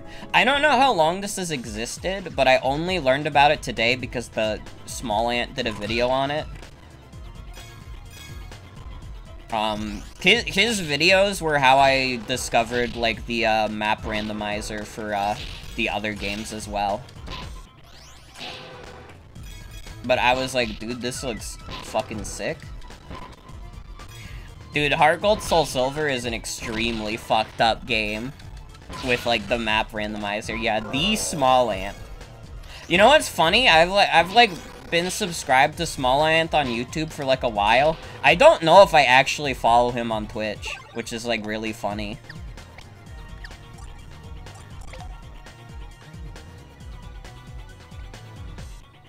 But yeah, he got emailed about, like, the Heart Gold Soul Silver map randomizer, and now I'm like, I want to do that.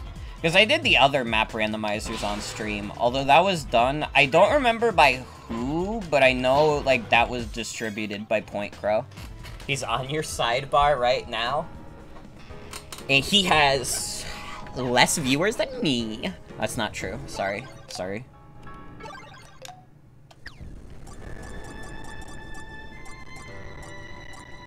Small Ant coping right now while Morgan is enjoying 1 more billion viewers right now. Or whatever, I don't fucking know.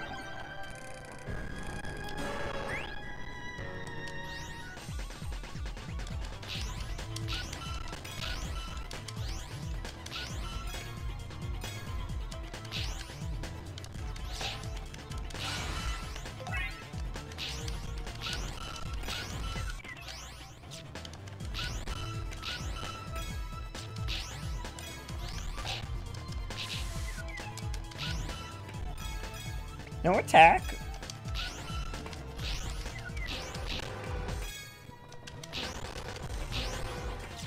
The ranged attacks are a little unwieldy to use, but they're not terrible.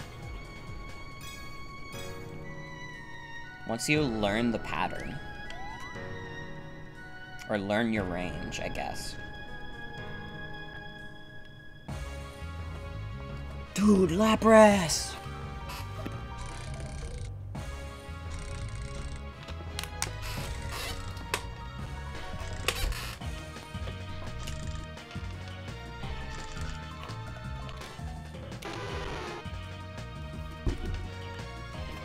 If I do the map randomizer for Heart Gold Soul Silver, it's probably gonna be a bit, though, because we're in the middle of, like, the actual playthrough of it, and I don't want to, like, overload people with Heart Gold Soul Silver.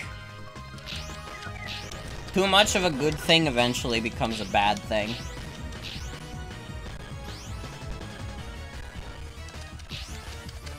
And, like, I really do feel, like, 100%, like, I feel like my streaming has benefited from, like, the insane variety we've been doing, and not just, like, focusing so much on, like, longer playthroughs and such. I think that was probably, like, a good move by me, to be honest. There's, like, obviously, like, bigger games I still want to stream, but, you know, being able to play a lot of smaller stuff is, like, it's nice.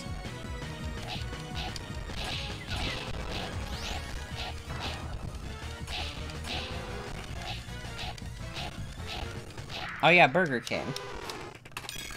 I forgot I called this animal Burger King. I still don't know why I did that.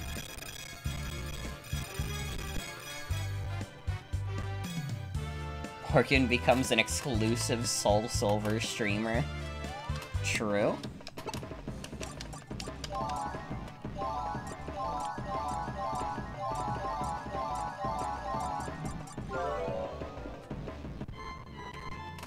Yeah, you got the good amen breaks in this game.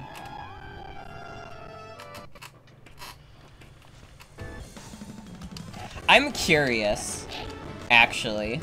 Since I have always, like, focused so hard on the variety, for everyone in chat, what is, like, the, like, game you associate the most with me? Like, just based on, like, my streaming of it. Like, what is the game you would associate with me?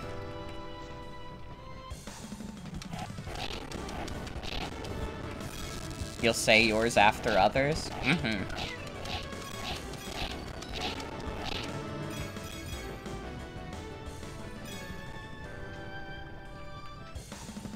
TF2? That's a pretty good pick. That's a pretty good pick, I would say. I have done a lot of TF2.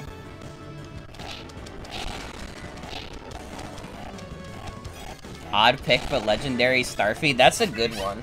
Haven't watched a ton of streams, so take this with a huge grain of salt. With Binding of Isaac. Isaac is, like, the game I've streamed the most, so I think that's a pretty good pick. Chrono Trigger is the first stream you ever joined, so you think that? Aw, man, Chrono Trigger was classic. It's still kind of crazy that, like, Chrono Trigger was kind of the crux of what, like, started my, like, momentum on Twitch. And I feel like we've had, like, a steady pace of, like, regulars and, like, people who come in every now and then, and just, like, it's been nice. I owe, like, a lot to Chrono Trigger. And it was, like, a game I had never even, like, fully played before that stream. Been around since Mario Galaxy, but TF2 came to your mind first. I mean, TF2 is, like, a game I love. Like, TF2 is, like, genuinely in, like, my top 5 favorite games ever made. I would, like, have to make that list first. Miss the Smash streams? Aw, man, Smash with Sienna was classic. Honestly, like, probably still one of my favorite series of streams ever. I would have to, like, think about, like, the full list, but, like, it's, like, that alone is, like, hard fucking competition. Just in terms of the amount of fun we had doing that. The Gerby Open back in 2020.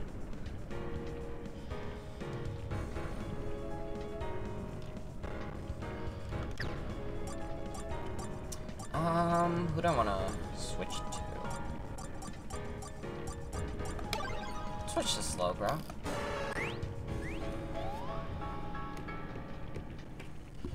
I really like the legendary Starfy pick too, because that was like definitely like a smaller stream, but it was a stream I had a lot of fun with.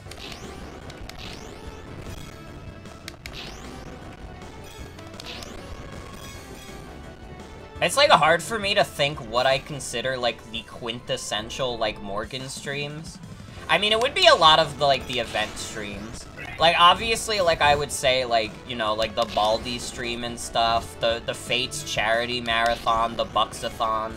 But then you also get, like, smaller streams in there, like Smash Ultimate. I think, like, Pokemon Snakewood is, like, a big one. If you were known for your Fate stream, that would be a death sentence. It was for charity.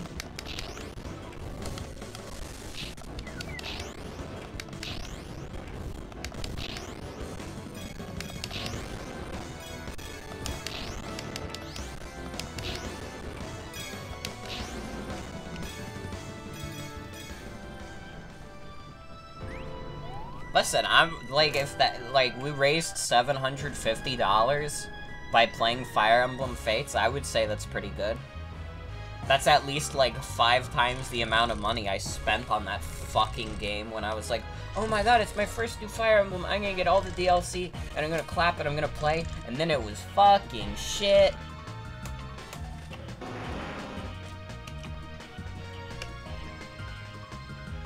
You can't keep bringing it up. It, like, raises my blood pressure.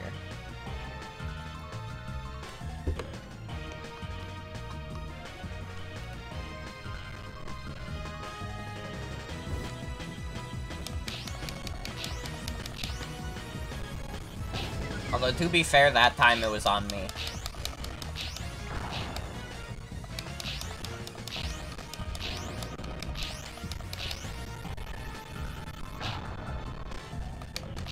Codename Steam is another big one.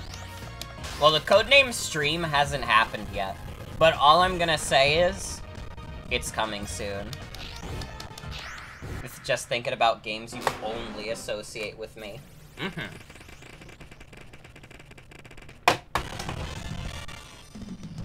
Well, I mean in terms of, like, streams I've done. Not so much just, like, specific games.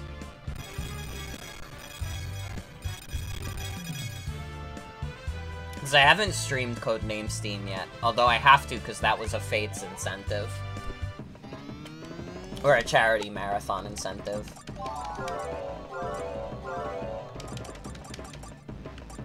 Look at all my fucking lizards.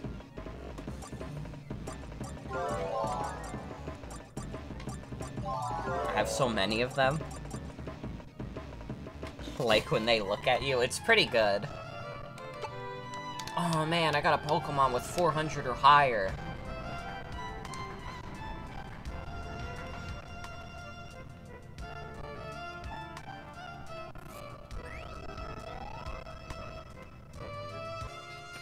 I would ask what everyone thinks the worst stream I've done is, but I think, like, people are too nice to, like, say that and be honest. Me and the squad about to burn down someone's house? True. Fate? Well, no, like, worst stream in terms of my own streaming of it, not so much that it was a bad video game. Unless you genuinely believe that, like, Fates is some of the worst streaming I've done, which would be really funny.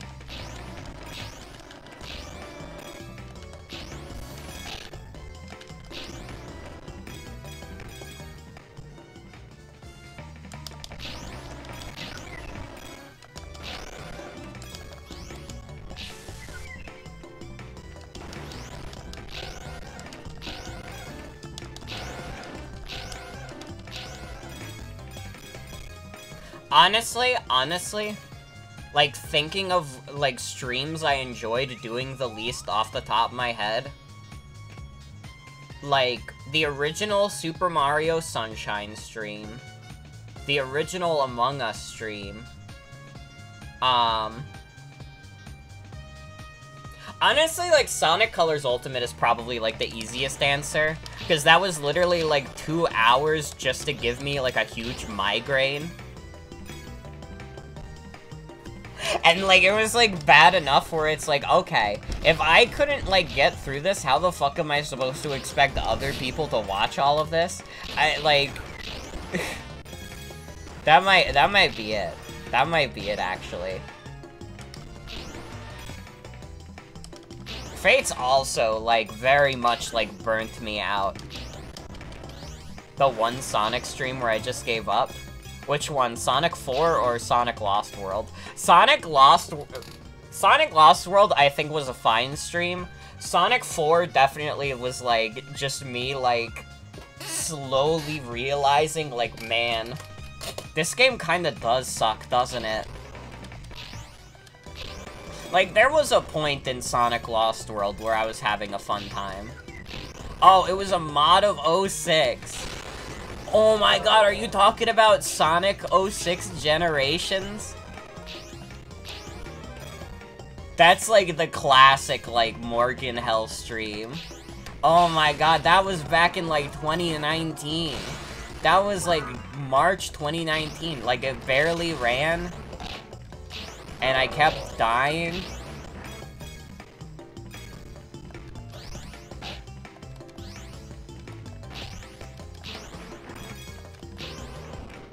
Or are you talking about P06? That was one that, like, didn't run well at all. I could not get it to work, really.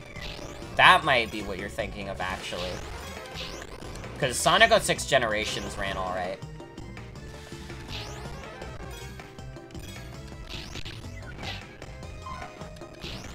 It just also ended up being one of the most hellish things I've ever done.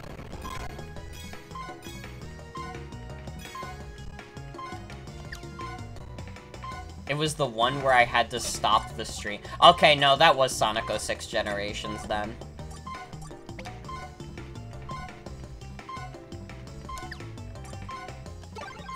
That was Sonic 06 Generations, where I just said, I put up a bunch of dancing gifs and said stream was over.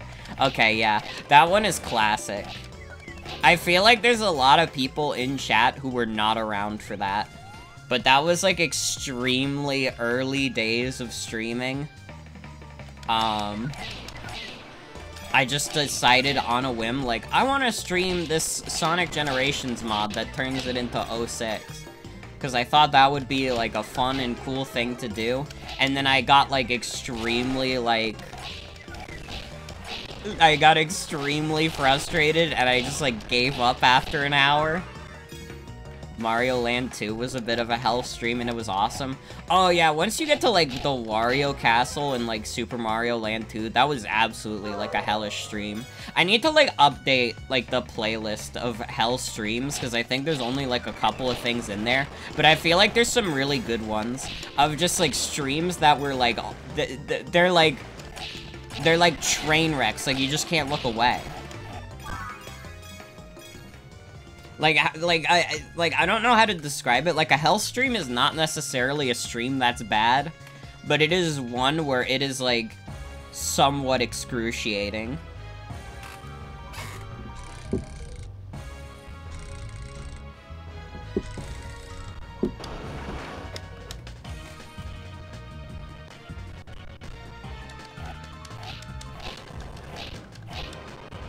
But I think, like, Sonic 06 Generations was classified as a hell stream.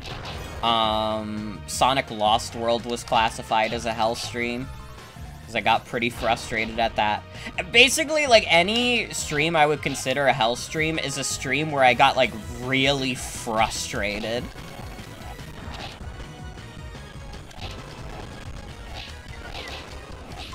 And it doesn't happen, like, I would like to think it doesn't happen too often. Like, not to say I'm always the most level-headed on stream, but, like, I try to keep my cool a little bit. That was not a good switch. What am I thinking?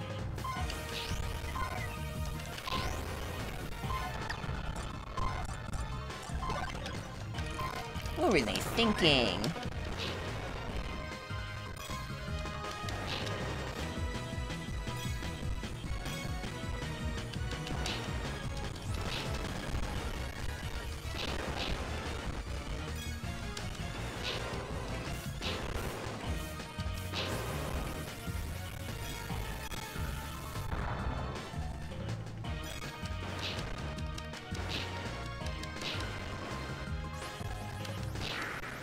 Let's go.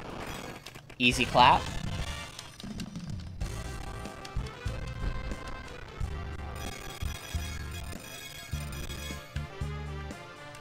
Man, because of Mario Land 2, I still have to do Action 52. We gotta. I did Action 52 briefly in, the Gerby charity marathon. Or not marathon, charity stream from 2020. But I have to do it, like, in full. Not gonna beat all the games, because fucking lord no, but we'll play them a little more extensively.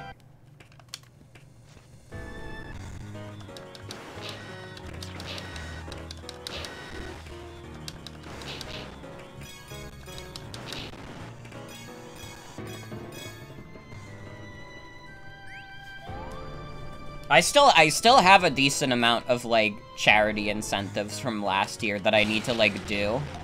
So, like, whenever I do, like, this year's, like, charity event, I would say, like, temper your expectations in terms of, like, how many, like, incentives I do, because, like, you know, I still have, like, a bunch on my plate, and I do think that, like, the most important thing is, like, that the money is raised at all. Maybe the incentives will be, like, stuff I can do, like, on stream, rather than stuff I would do, like, later in, like, full.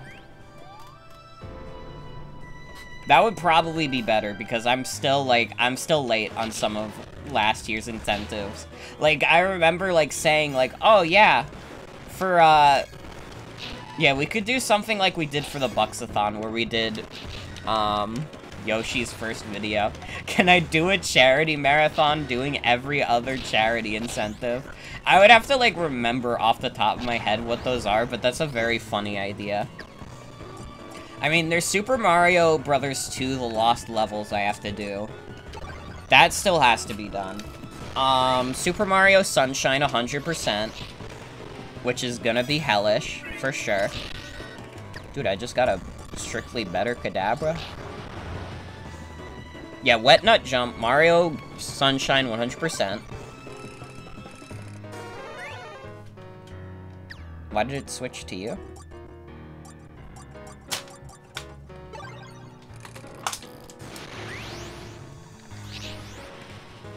Dude, Psybeam kinda go crazy.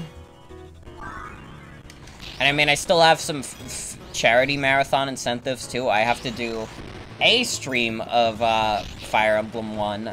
I kinda still want to go with the corruptions idea. Because I think, like, using the real-time corruptor could be a lot of fun. But we might be able to find something else. I have to do the Fates randomizer. I have to do Codename Steam.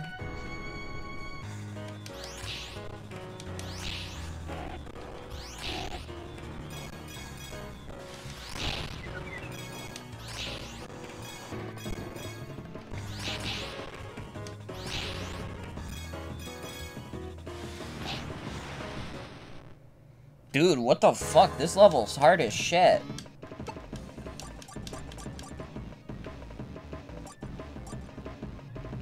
I guess, like, Kadabra is also frail as fuck, but still.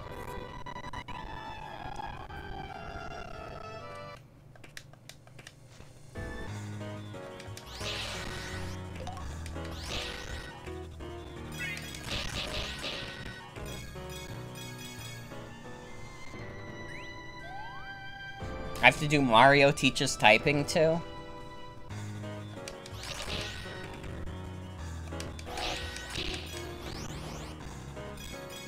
Kadabra simply dies if you punch it. Kadabra, like, dies if you look at it funny.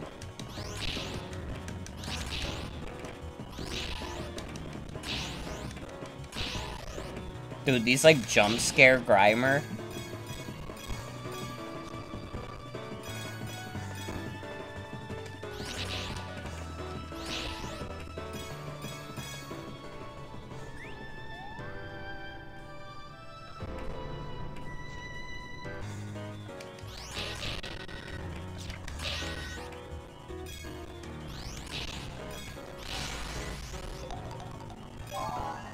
Psychic Guard.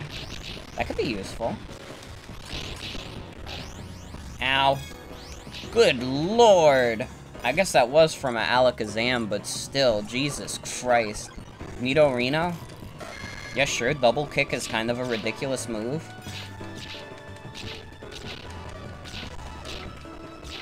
It doesn't do a crazy amount of damage, but it goes so fast.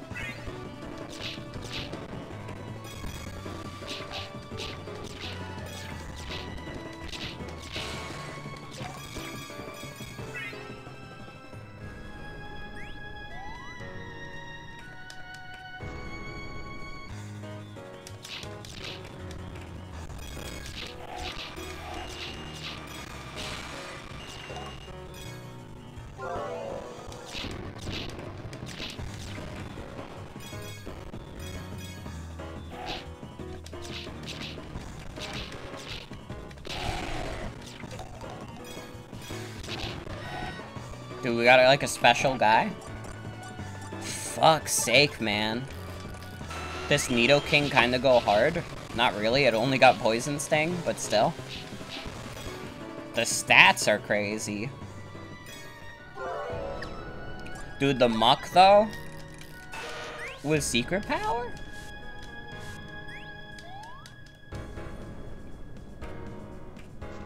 Man, we are not doing good in this level, though.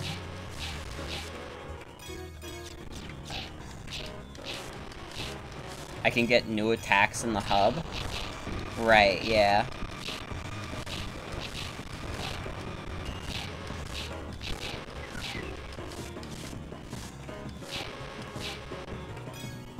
We might just have to do that, because I gotta be honest, I don't see how we beat this like this. We have like a 500 stat guy, and we're still like struggling super hard.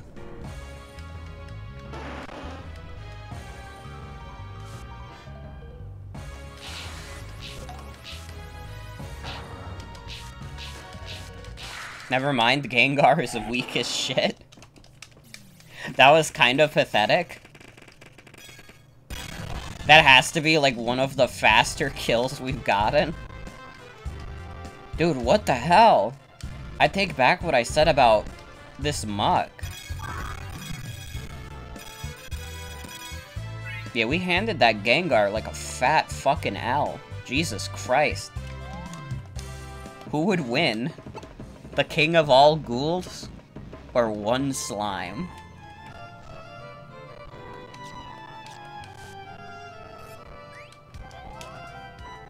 The L was bold and italicized. I think we got this. Free Gengar? True. Okay. Venusaur. Blastoise, Charizard. Dude, it's like Gen 1. Freaking Game Freak.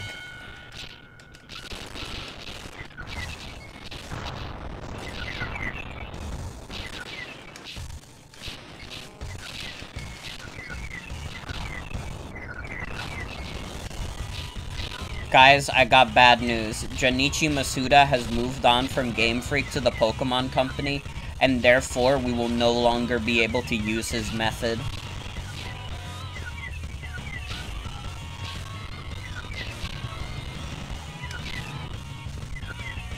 Love it when there's so many sounds they start to get crunched, literally. Dude, this Muck is, like, ridiculous. I think I accidentally got something, like, extremely overpowered.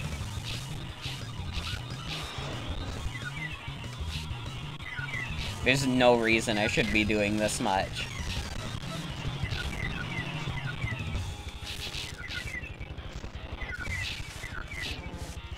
And the secret power with the chance to paralyze also goes hard. Ultimate muck of all time. This is motherfucker unlimited.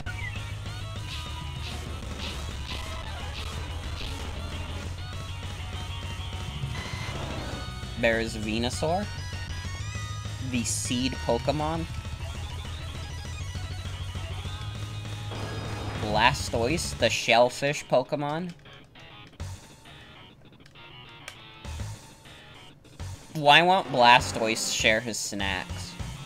Because he's a little shellfish.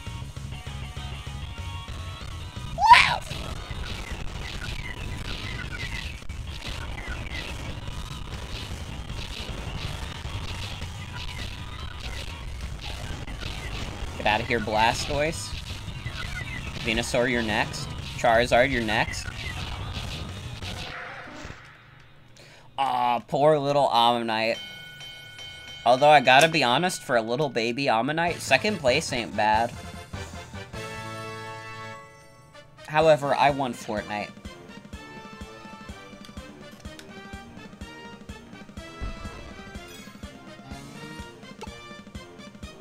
The muck carry, literally. This muck is insane.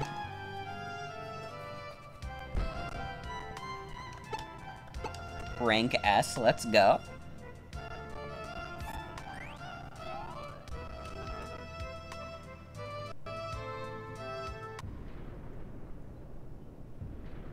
You have almost reached the battle against the champion.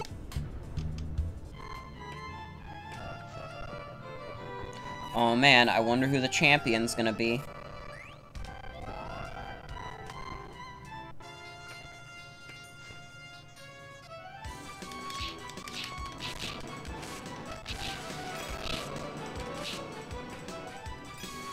Easy Beedrill. The Beedrill are trying to take revenge. Whoa! Holy shit. That was loud as fuck. The Beedrill are trying to take revenge for the bee that got stuck in my room. They don't know that I got him out of there.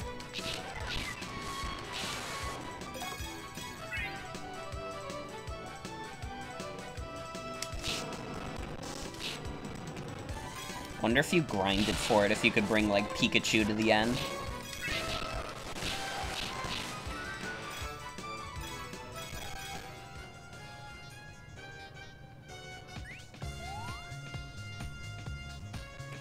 If you saw a full-size Beedrill, would that scare you as much as a normal bee? I mean, like, a Beedrill in, like, Pokemon canon is, like, more aggressive than, like, real bees, aren't they? Like, don't they usually, like, depict them in the anime as, like, attacking in swarms? That would be, like, horrific. It's also person-sized?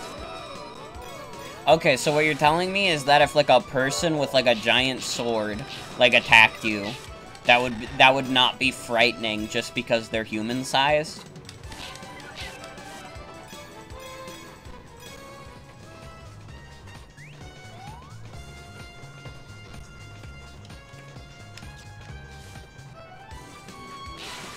You can see where they are? I mean, I'm not, like, afraid of bees because sometimes I can't see them. I'm afraid of bees because I don't want to get stung. The fact that they are small and tiny is like, join the club. You'd be terrified because those things are aggressive and would almost certainly stab you. Yeah, no, and like their hands are like giant, like poison stingers. That's horrifying. Dude, what the fuck is going on with this storm outside? This is some hellish ambient noise right now. If they were so into killing you, there would be a lot more dead kids in Pokemon. Well, they're not gonna show dead kids in Pokemon, typically, because it's like a G-rated franchise. But they haven't shied away from the fact that people have died in Pokemon. You don't know. They don't really talk about it.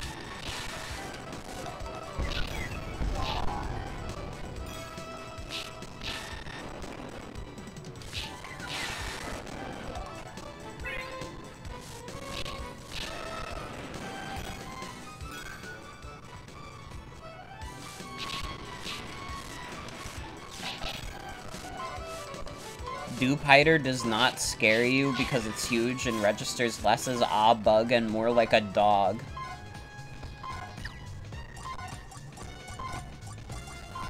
Well, again, like, I think you're misunderstanding, like, what's frightening to me about a bee. It's not the fact that they're, like, small. It's the fact that they can sting. Like a tarantula doesn't have either of those qualities. So a tarantula is, like, fine.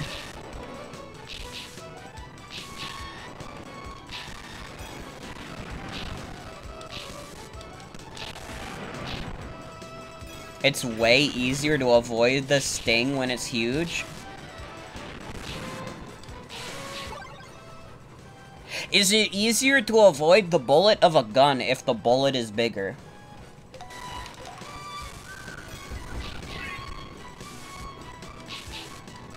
This is not making any sense. You can't accidentally piss off the Beedrill when bumping into it because it's like 4 feet tall.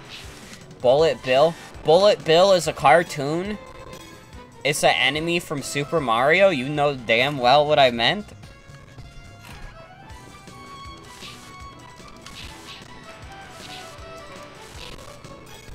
Beedrill is also a cartoon? Well, yes, but, like, the point is that you're trying to say that, like, if Beedrill was real, it wouldn't be scary. Like, how... It's like a 4-foot bee with giant stinger hands that is, like, known to be, like, aggressive. How is that not, like, terrifying? It wouldn't be as scary? What do you mean it wouldn't be as scary? That would be way scarier than a little bumblebee flying about in my room. Also, hello, Chromatrice. First time chatter, welcome. A Beedrill just can't come into your house? I guess. But, like, it could come into, like, your garden. You could, like, see a Beedrill in your backyard.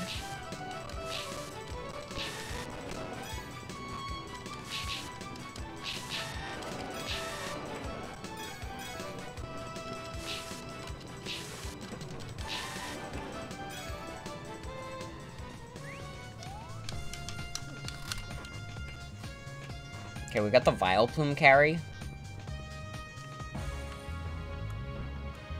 Same with bears, you imagine there are Beedrill strats in the Pokemon world. Are you saying you would fight a bear? You're not, like, afraid of a bear? If you saw a bear in real life, you would just, like, be fine? Have to admit, unless you have a massive hole in your house, a Beedrill isn't getting in without permission. Okay.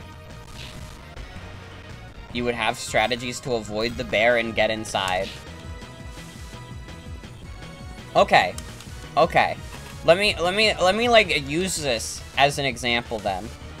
If you were outside and you were like taking a walk and you were in a forest and then suddenly you saw like a bug creature, would it not be scarier if that bug creature was a giant Beedrill rather than like a tiny-ass bumblebee? This conversation is like so ridiculous that it's making me like less scared of bees. You would have a Pokemon? I guess.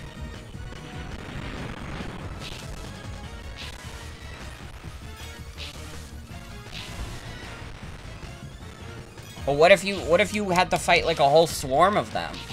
Because that's how they're usually depicted in the anime, is like you piss one off, and there's like a whole swarm of them.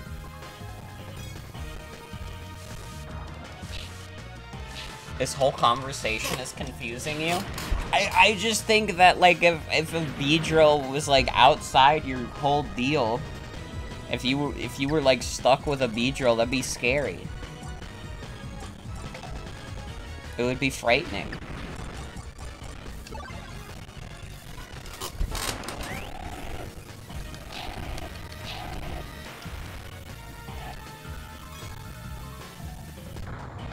You give your Pokemon a piggyback ride and it attacks the Beedrill while you run? What if you have, like, a slow Pokemon? What if you have a Pokemon that's slower than the Beedrill?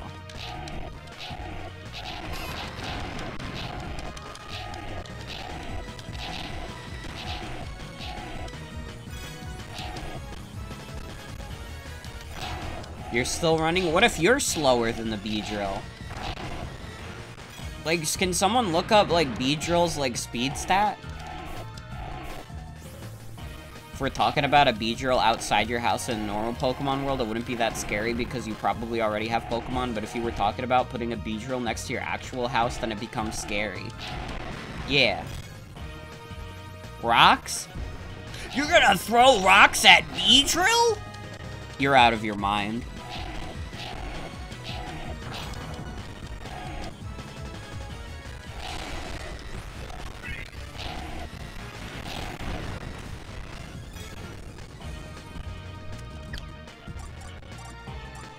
I cannot believe what I'm hearing right now.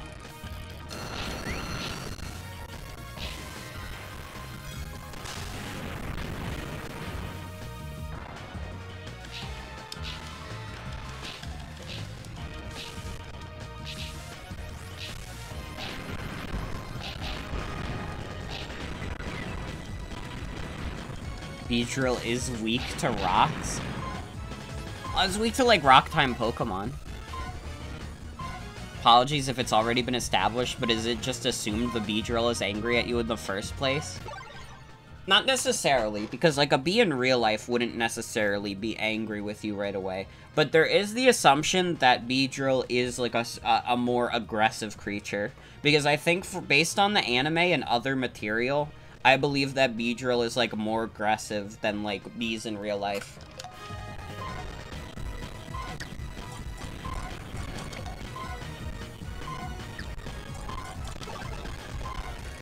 So it's not even mad? I mean, it probably would be.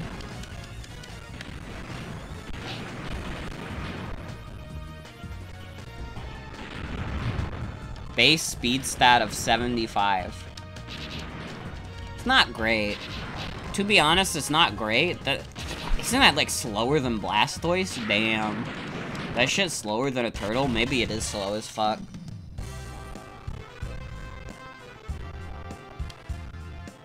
You can give wasps water and they'll learn your face and remember you're cool.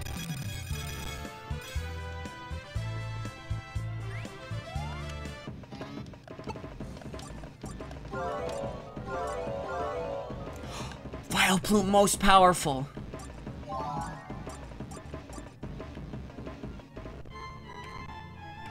It's fair, you always assumed that's how people color wasps as aggressive in real life despite how they actually are.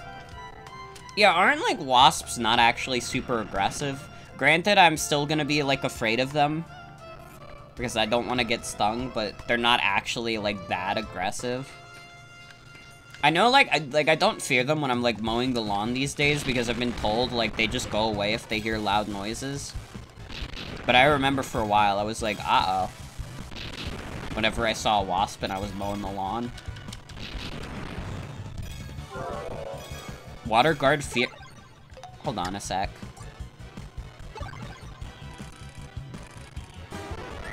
Hey, is this Fearow normal? Hey, am I losing my mind? This Fearow looks weird colored, right? That's a shiny. Wait, we got a shiny? Oh my god. Well, I take my words back. Bees are just a subcategory of social wasps, and as such, non-bee wasps nearly have the same temperament as them. Okay, that's interesting to know. What about yellow jackets? Are, like, yellow jackets, like, actually aggressive? Because those are, like, scary-looking guys. Okay, yeah, this is definitely a shiny, looking at these other ones. Yeah, thank you. I love my green bird. Although my green bird is already about to die. Ants or wasps?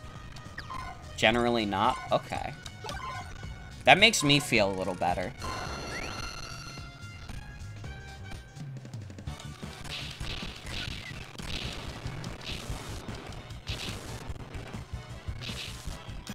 I guess that one post that is true where it said that, like, bees and wasps and stuff don't even sting you these days. They just look at you with big wet eyes.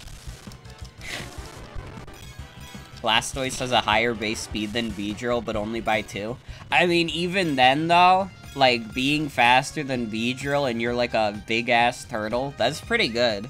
That's a pretty fast turtle. Although I guess we've seen in, like, the anime, like, Blastoise can kind of move by, like, going into their shell and, like, spinning around. Wasps will scoff at you with their friends and be like, ugh, get a load of this guy, and then go home. I'm learning so much about creatures today.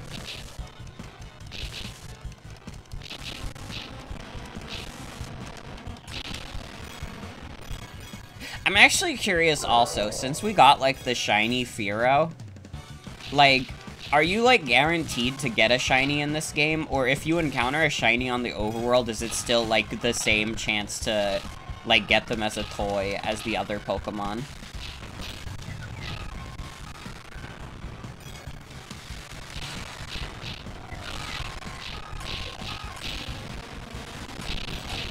Tend to leave their nests after winter and you can knock them down and they don't even care. A lot of the time, if a wasp looks like it's swooping at you, that's them trying to observe you quickly and safely, being a curious little friend. That's interesting. Okay, that's good to know because that shit's frightening. It's a little scary. Again, like, I admit my fear of, like, that kind of, like, insect is, like, a little irrational. Oh my god, it's because of the fucking Bee movie. Because of the scene in the Bee movie where, like, the lawyer is, like, shit-talking bees, and then, like, Barry's friend just stings him in the ass, and I was like, what if that was me, even though I wouldn't be in court with a damn bee?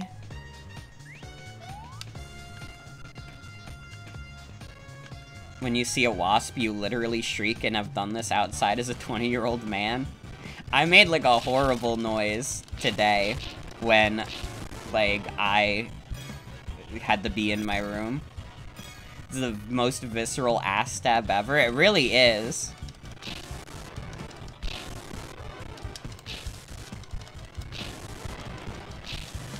It's a shame that the Bee movie is, like, not funny at all. Like, not even, like, I wouldn't even call it, like, funny as, like, a super ironic thing. Like, the Bee movie script meme was, like, funny in, like, 2013. But, like, I don't know. I think that, like, if you want, like, a bad DreamWorks movie that's also funny as shit because it's bad, like, you guys gotta watch, like, Shark Tale. Shark Tale is, like, extremely funny for all of the wrong reasons. The fact that, like, the Jack Black shark in that movie is, like, a gay metaphor, but because he's a shark, the gay metaphor is that he's a vegan. It's so funny.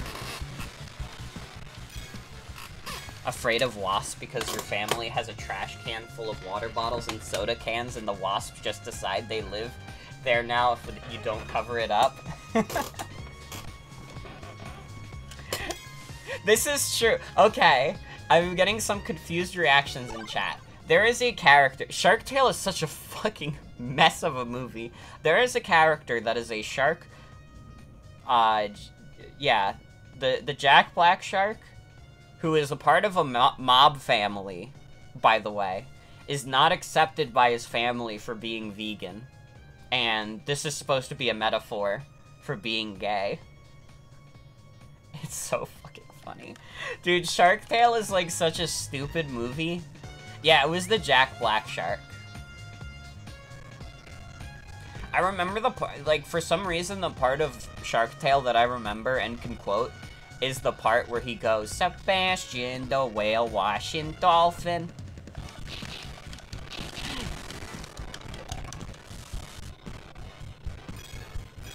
Shark Tale, like, Shark Tale is, like, legitimately, like, a hilarious movie. 100% not intentionally, but, like, I feel like everyone should, like, have to watch Shark Tale at least once.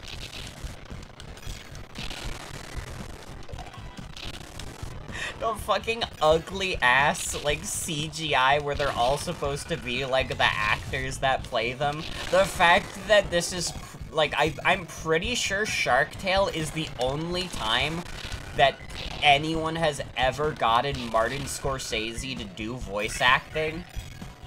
It was for fucking Shark Tale. Maybe Shark Tale is the specific reason they've never been able to get Martin Scorsese to voice act again. The Will Smith fish. The Will Smith fish. Another, like, baffling part that I think about in Shark Tale is when, like, he's trying to do a high five with Sykes, and then he says something like, "Ah, don't be, like, embarrassed that you can't do it, Sykes. A lot of whitefish can't do it." The implication that the fish have race? And the race isn't determined by, like, what species of fish they are, it's just, like, a thing? There's whitefish, there's blackfish, there's Asian fish. In the world of Shark Tale?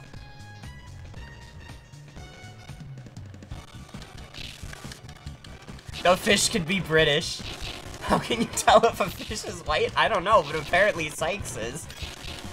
And I guess the implication is that because Oscar is played by Will Smith, I guess Oscar would be canonically black then. So, diversity win? Like, Shark Tale is, like, an insane movie. I think, like, Shark Tale also becomes funnier when you realize it dropped the exact same year as Shrek 2, which is considered to be one of DreamWorks' best movies.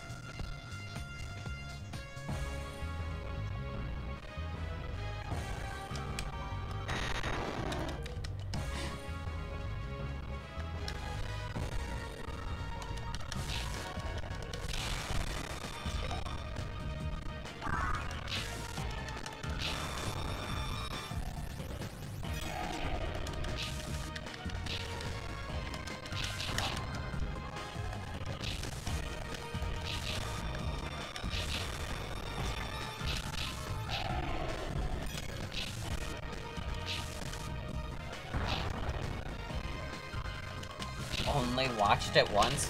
I've definitely watched, like, Shark Tale more than the average person. And, like, I've just observed so many of, like, the little details of that movie. It's like an insane film.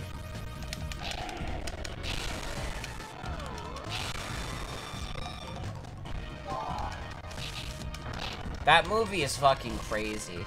And I feel like a lot of, like, other bad DreamWorks movies are not nearly as interesting as Shark Tale. Like, I feel like if you watched The Boss Baby, The Boss Baby is, like, basically just, like, an Illumination movie. Like, it's bad, but not in a currency where it's, like, interesting bad. It's just, like, yeah, this would, like, basically only be entertaining to, like, a child. You know you've seen it, but apparently you remember nothing from it. I mean, that's fair. I feel like most people who would have watched Shark Tale would have only seen it, like, as kids, and that would be, like, it. And they would have basically never think about it again. Like, I'm the weird one for how often I think about Shark Tale.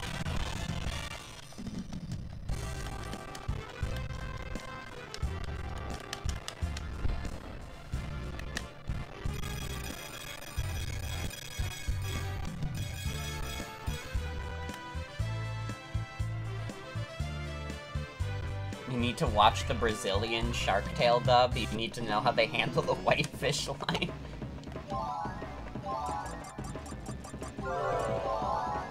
Dude, there's our fucking shiny Firo. How the fuck did we get this? You had a real spit with a friend because you said it was bad. Your friend was, like, going to bat for Shark Tale? Like, dude, the entertainment value of that movie is that it fucking sucks. That's, like, that's the reason you watch it. Okay, Razor Leaf and Sludge Bomb kind of seems like a crazy combo.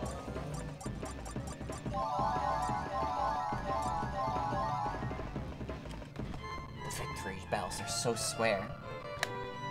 Your friend is, like, definitely, like, remembering, like, a different, like, version of Shark Tale than the one that actually exists.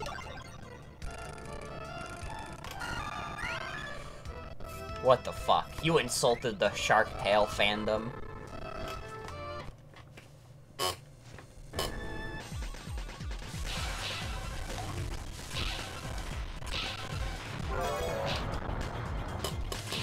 Victory Bell kinda going crazy, though. It's doing little hops. This is awesome.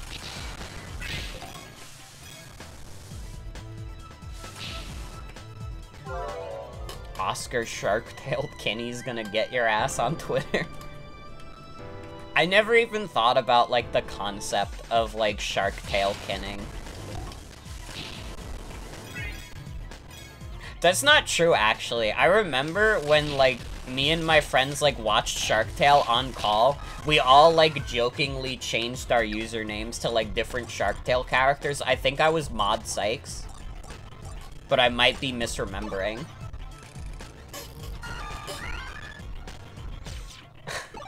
Hold on. I swear to God, there was, like, a hilarious screen grab of, like, me and my friends doing the Shark Tale bit.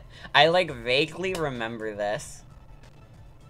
I remember I was, like, doing the Sykes bit, and I remember saying some shit like, Lola! In my canon, we were together. I want her back. I want her back. And then my friend Audio, who was, Lenny the gay shark, they just went, Sykes? Shark Tale stands are real. Your sub ran out. You're seeing ads. Uh-oh. I'm so sorry. I'm so sorry to anyone who's ever not subscribed to the stream and you have to watch ads.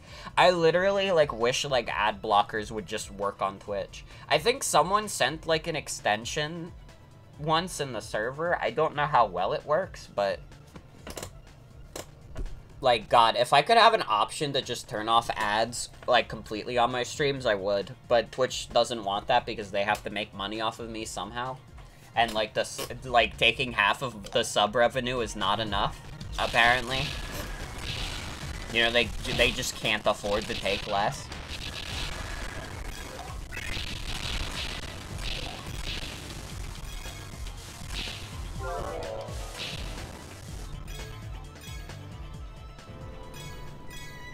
The Golbat? No Crobats?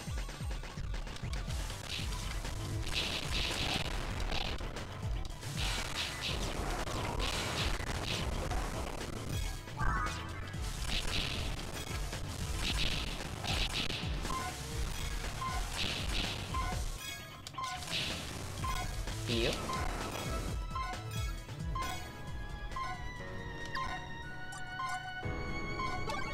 We could switch to Golbat.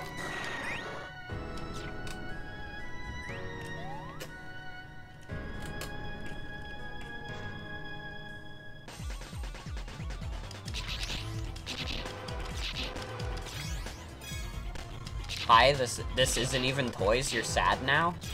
They're literally toy Pokemon? Like, that's the whole conceit of the game, is that they're toy Pokemon? But hi, Mauve, welcome.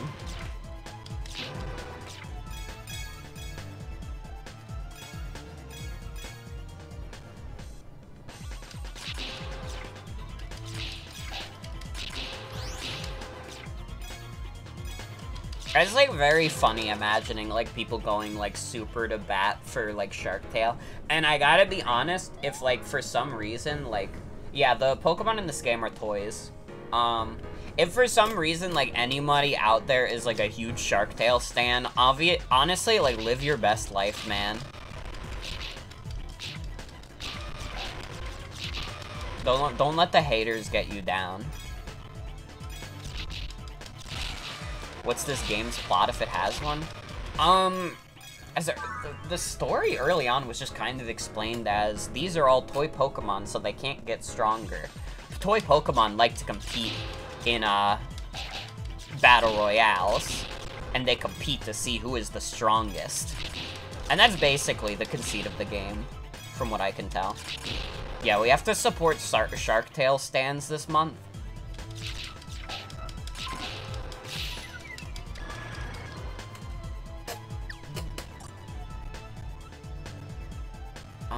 Do I want to do Rock Blast? I could. God, the Sand Slash have such a, like, dog shit moveset. Okay, let's do Rhydon. Ooh. Okay. That rock do be blasting, to be fair.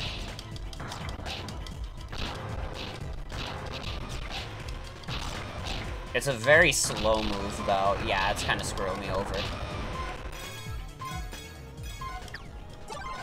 Oh, fuck. No! Oh, no. What the fuck?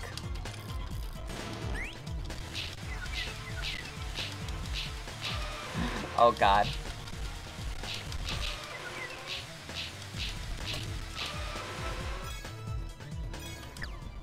You're dead. It's fine. Dude, the Egg Bomb is kinda crazy. What is this? Grass Guard? Your opinion on Pokemon balance is that fighting type should win everything because they know how to fight for real. I respect that take so much, I think I'm inclined to agree with you.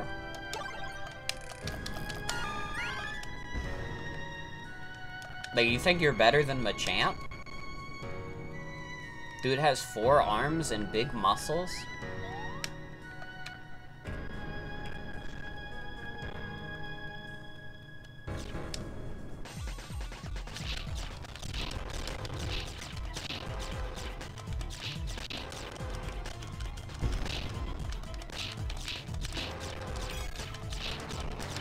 What, like, determines the power of moves?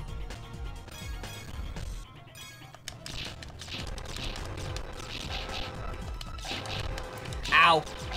Fuck, I died. We did not make it out of that one.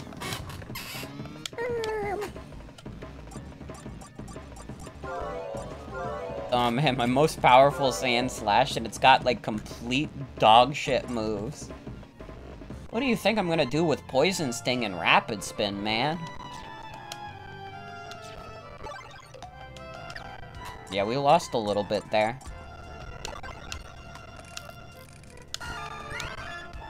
Oh, we can check out the special traits here.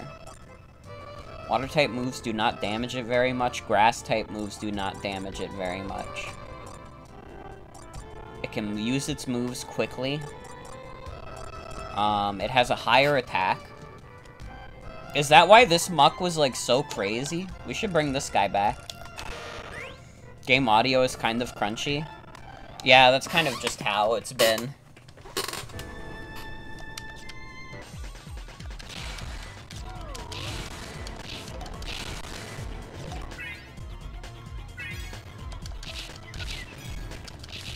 Okay, yeah, no, this muck is, like, ruthlessly good. Yeah, it's got a little bit of crunchy audio sometimes. Chopping trees in RuneScape right now? Hell yeah. What, like, version of RuneScape are you playing? I'm assuming you're playing old school? I don't know why, I just, like, that's the only version of RuneScape I hear anyone play. What is, like, the deal with the other versions of RuneScape? What is it about the other versions that make people just rather play old school RuneScape? I'm like curious. think 2 is lost? Okay. It's just, like, completely gone.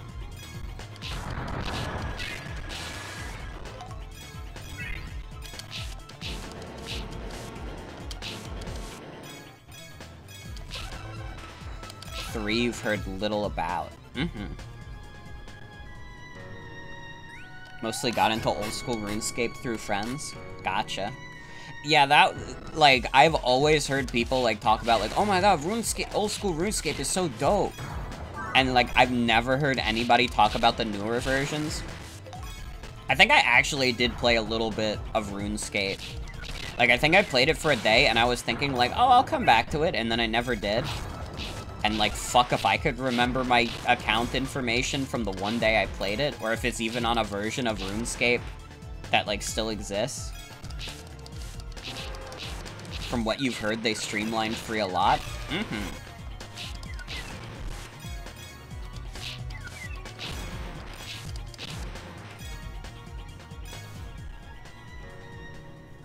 Yeah, there's new school RuneScape. I knew there was at least up to 3. But I don't hear, like, anyone talk about playing it. But, like, if it's still around, like, people gotta be playing it, right?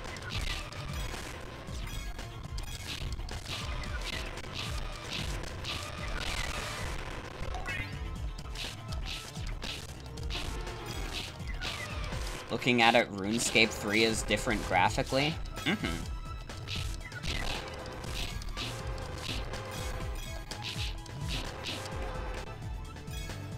I mean, I would be surprised if, like, RuneScape 3 still had the old school RuneScape. Like...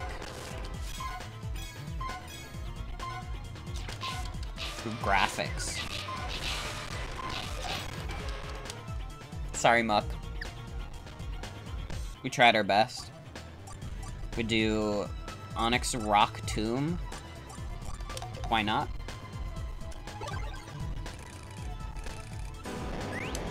Barely hear anyone talk about Gaia online, and it's just okay. It's true, you just love the aesthetic of old school RuneScape. Oh, no doubt. It's a very nice looking game. Obviously, like a very old looking game, but a nice looking game. If you love that kind of style, like, is great. But you know, game companies usually try to change that kind of thing up.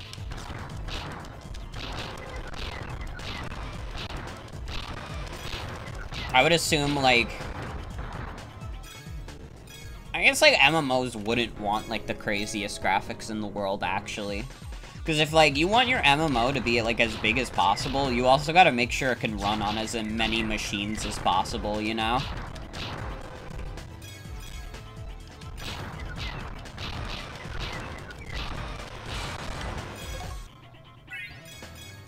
Because you don't want your massively multiplayer online RPG to have barely any players.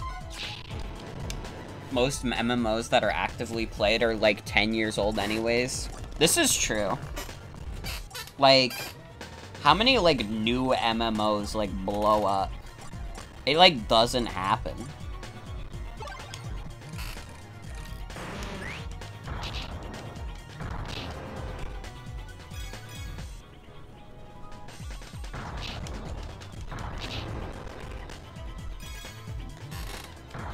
Final Fantasy 14, Phantasy Star Online 2, World of Warcraft, Dragon Quest X. Final Fantasy 14 is, like, probably... like, that's probably, like, the newest one. Maybe I'm wrong. Actually, Phantasy Star Online might be newer. But, like, still.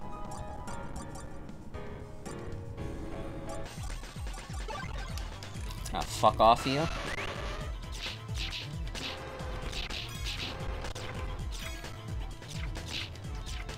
Oh, Phantasy Star Online 2 is that old? I guess it just wasn't released in America for a while, and that's why I thought it was newer.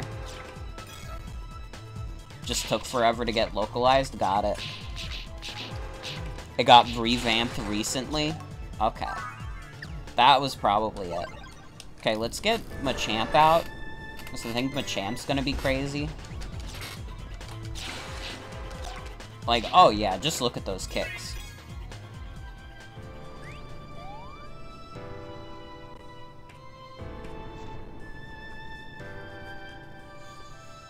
Yeah, we don't really see a lot of, like, new MMOs. Dude, is that Articuno? Let's go.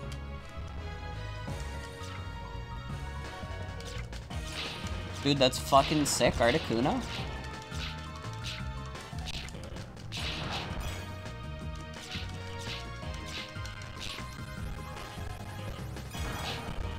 Ow.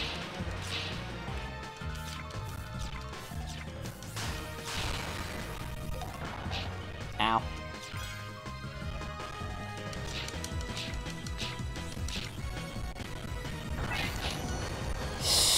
No! The golem pushed me into him! Did you see that? The golem pushed me into him. Dude, that Machamp was like our way to victory. That Machamp was crazy. This game gets hard. Missed.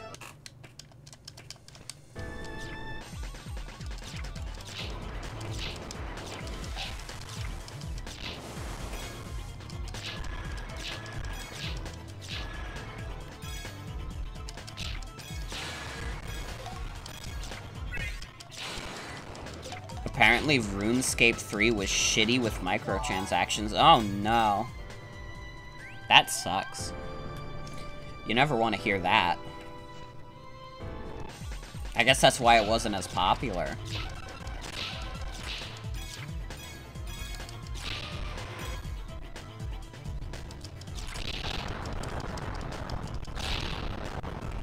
Can you? Oh my god. There's too many guys. Great, I got 2 more Onyxes.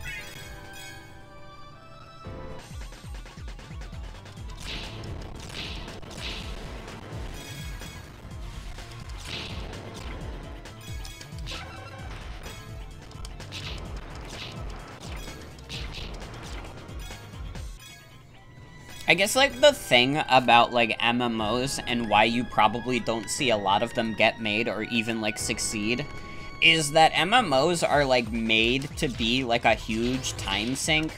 So it's not like you're gonna be, like, there's not a lot of people who would have played, like, more than one MMO, especially, like, at a time. Like, all the people I know who are, like, into a MMO right now, they're just, like, Final Fantasy 14 players. They don't play any other ones because that would be a fucking insane time commitment.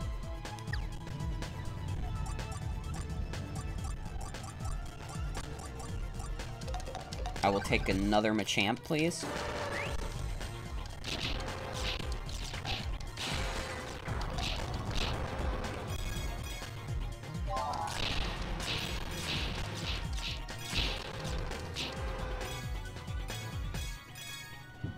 But, like, if you want to, like, overtake, like, any of, like, the big MMOs that are out right now, you better have, like, a really fucking good game on your hands.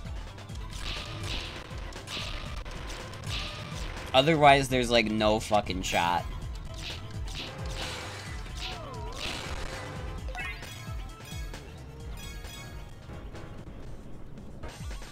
Your dad used to be really into WoW, like the computer he uses today was specifically built to run the game, but he stopped and you're actually realizing you don't know why he stopped. I mean, I know a lot of people dropped World of Warcraft recently because of the Blizzard controversy, but I don't know if a dad is the kind of person who would have paid attention to the Activision Blizzard controversy.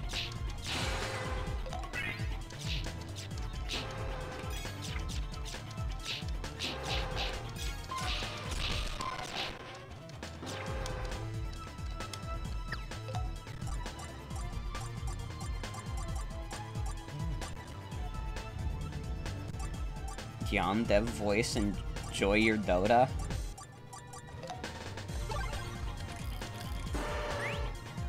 WoW just fell off with a lot of players. Yeah, like the Activision Blizzard stuff. Whoa!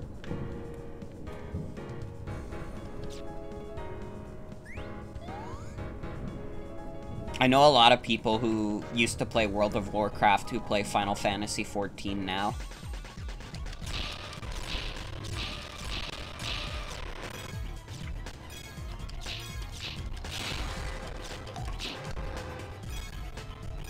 I am, like, completely unqualified to talk about, like, any MMO, because, like, probably the most MMO, like, I ever played was, like, those old Pokemon websites where you'd just be, like, on a big map where you can't move, and you could, like, click to catch Pokemon and shit like that.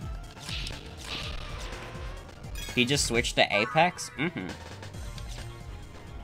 Feel like actually launching a sequel to an MMO has to be hard too, because it has to be different enough to justify being its own game, yet still appealing to the player base enough for them to move over. Yeah, I think that's why a lot of them just, like, do expansions instead, rather than, like, making, like, strict sequels.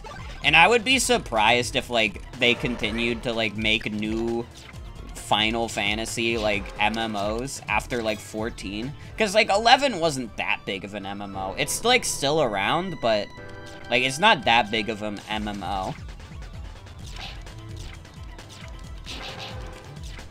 I would be surprised if they went from Final Fantasy 14 to, like, another MMO. Like, that doesn't seem like the proper play.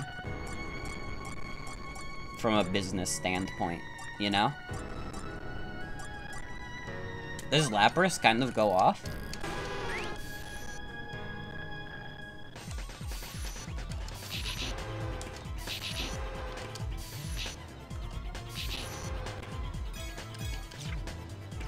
If we could bring this, like, Lapras to the end, I feel like this could actually be, like, kind of ludicrous, except we're not gonna be able to do that because all these Machamp do, like, crazy damage, dude. These Machamp are ruthless. RuneScape was just iterated on. It's not actually sequels when you say RuneScape 3. Got it. Yeah, Square might be, like, the weird ones for making, like, Final Fantasy 11 an MMO, and then making Final Fantasy 14 also an MMO. Not only that, but Final Fantasy 14 started... Holy shit! That, like... Hold up. That, like, fucked up the electric a little bit. That was crazy. That was a loud one. I could see it, like, through my window. Like, my back is turned to my window. I could see that shit flash. Holy fuck. And you saw, too, like, my character just started, like, drifting forward. Like, my, like, whole setup started glitching out a little bit. I'm actually surprised the stream didn't go down or my computer didn't shut off, because I swear to God, like, my controller started drifting, OBS, like, flickered out, my keyboard, like, shut itself off. It was crazy. Holy fuck. That was a big one. Creepypasta, a little bit. Jeff the Killo is in my computer.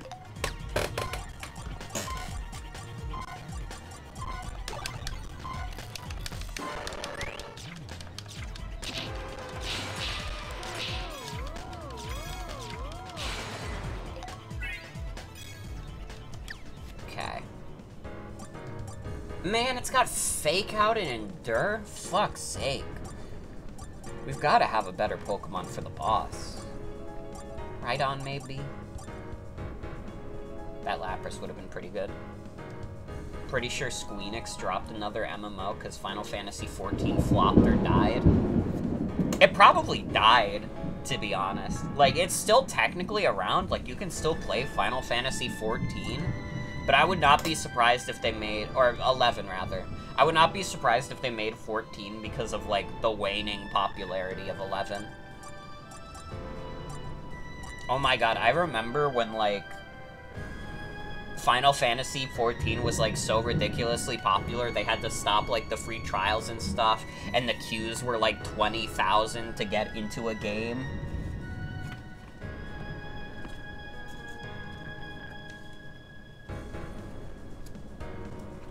And they like literally encouraged people to go play Final Fantasy 11 because it would take so long for them to get into 14. That was with the newest expansion. Got it. Dude, what is this fucking storm? My dogs have got to be like so upset right now. Poor things. That's how you know you've succeeded with your game. It's literally, that was literally a moment where Squeenix suffered from success.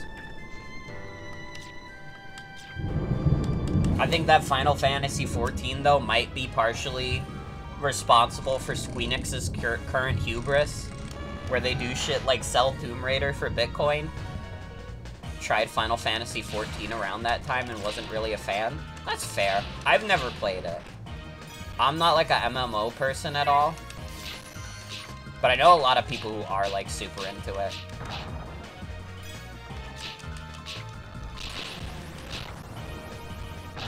Ow.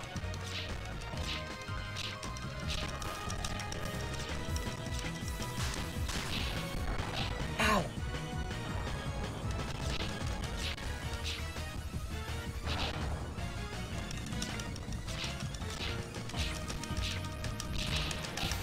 No! You gotta be fucking kidding me! Look at this health bar! Wasn't it also a thing where they didn't want to upgrade their servers as Final Fantasy XIV grew or something? I wouldn't put it past them, to be honest. Never managed to get into Final Fantasy XIV. The gameplay was just, like, weird to you. Feel like old school RuneScape is more honest with you and isn't egging you to grind to the level cap and to play the real game at 400 hours later? The best way you have of describing it is it felt like a Kingdom Hearts game that didn't quite commit to being an action RPG.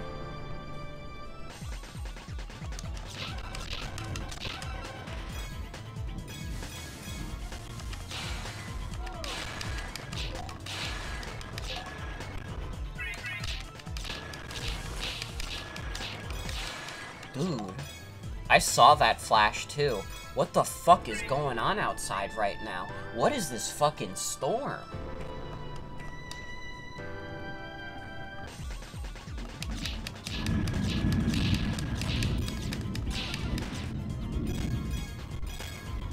Hope I'm safe. Yeah, I'm safe.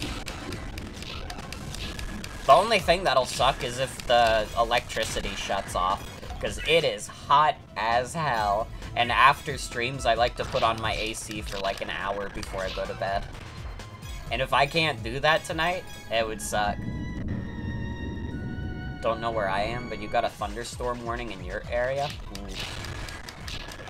We probably will have to worry a little bit about flooding in our basement, because we get that a lot during like big storms.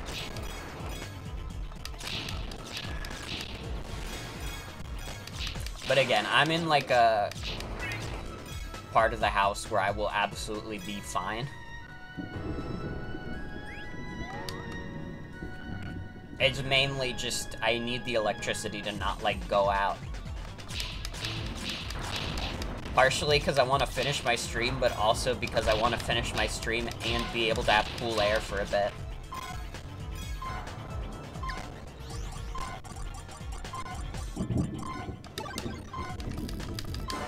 Acham.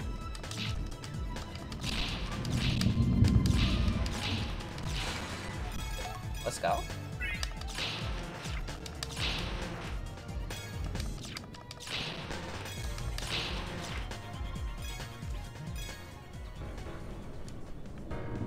Listened to a lot of good albums playing Final Fantasy XIV, so time wasn't wasted. Hey, thank you, the Angry Panda, for the raid. And thank you, Ragin Kejun, for the follow. Thank you. Hope you had a good stream, Angry Panda. Thank you for the raid. Welcome, everyone.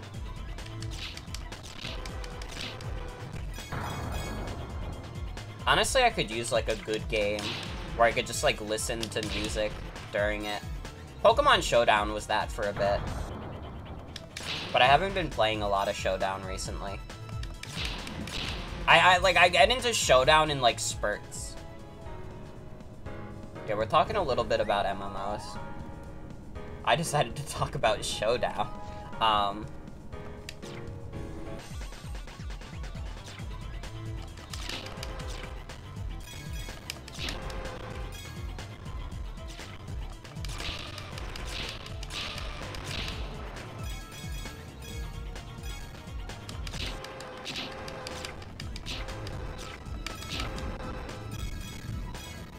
you want to listen to music, you either go on a walk or play in a game you have 300 hours in. That's understandable. If, like, my computer ran TF2 better, I could probably do that. Like, just pull up an album on YouTube and, like, listen while doing that. But also, what if I miss the sounds of the spy uncloaking? And he annihilates me. That's fine. Should probably switch this Machamp out. I don't want to make the same mistake and have to replay this level a 4th time. Actually, we might be on the 4th attempt, I don't know. TF2 is way too sound-based for you to listen to music during? Yeah. It would probably have to be something like Showdown for me. Dude, again, what the fuck is going on with this storm? I just saw a big-ass flash of lightning. God damn.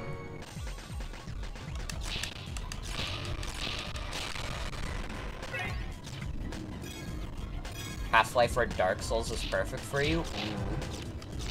Hell yeah.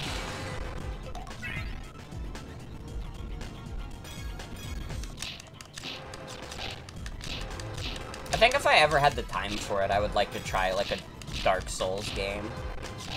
The main thing is that, like, I know they're, like, hard as balls, so you have to, like, dedicate, like, some time to, like, learning the mechanics and such. That's not a great chance. Let's do this guy. Do the low kick. I would manage for sure.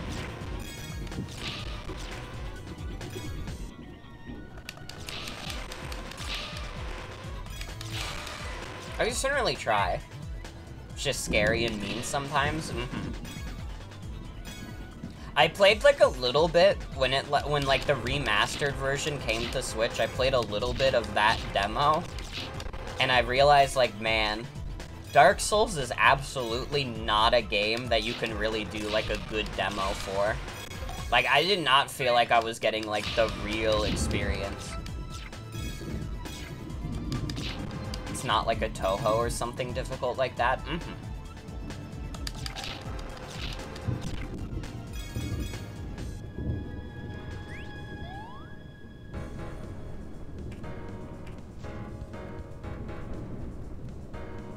If I could beat a Cuphead, I could beat Dark Souls.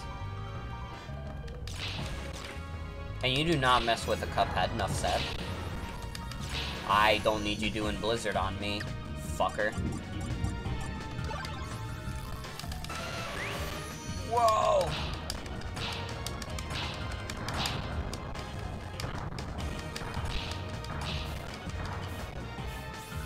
Dark Souls is mostly hard in how obtuse planning a build can be.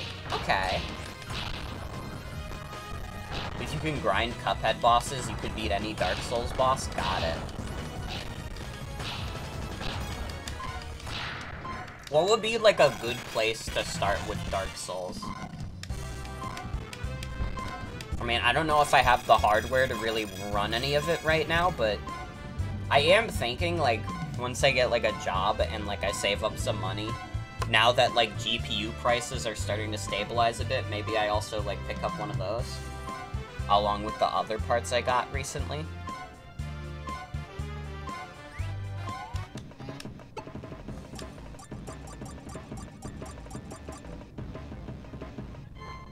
Finally beat that. Mostly describe Dark Souls difficulty in being opaque and fear-based. Execution is really simple, but you go in knowing nothing and told nothing. Okay. I don't know, like, not trial and error necessarily, but of, like, a similar vein. Where it's, like, you kind of have to, like, learn the game. Like, I don't know, I feel like trial and error sounds like a little bit of a dirty term, but a little bit like that. Not necessarily a bad thing. 1 and 3 are good starting points, 2 is a bit of a black sheep. I can see that because, like, I remember the one post that's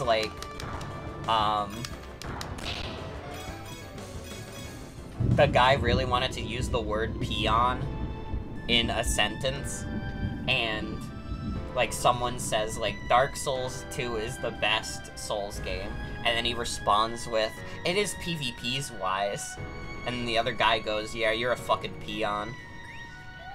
Bloodborne and Demon Souls are also good. Peon-is? Oh, grow up.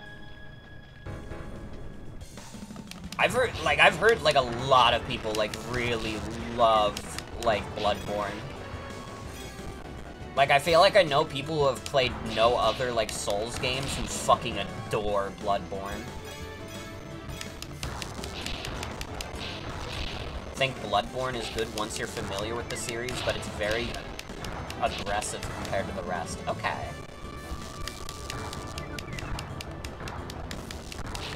A lot of Dark Souls difficulty is getting the nerve to not freak the fuck out whenever a boss does a scary move. I think I could do that. I like to think that I remain, like, relatively chill in the face of danger. That is not true at all. If I'm, like... That's not true at all. I get, like... My heart fucking pounds sometimes when I'm playing games. Maybe not so much, like, single-player adventures. But, like, a lot of times when I'm playing, like, multiplayer stuff, like, dude, sometimes I get, like, so fucking stressed. There is nothing like being in, like, the top 10 of a battle royale. That shit gets my blood pumping. I'm, like, scared as fuck the whole time.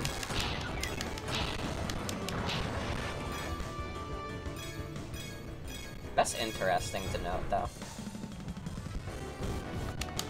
I need to ask this also, because I heard this was a rumor, but I also heard it was fake. Are they actually, like, doing a Bloodborne PC port, or is that, like, actually fake? Because I thought there was, like, a thing where they were gonna, like, do, like, a modern port of Bloodborne. If I played Dark Souls on stream, I'd probably need to set very plain rules for backseat gaming.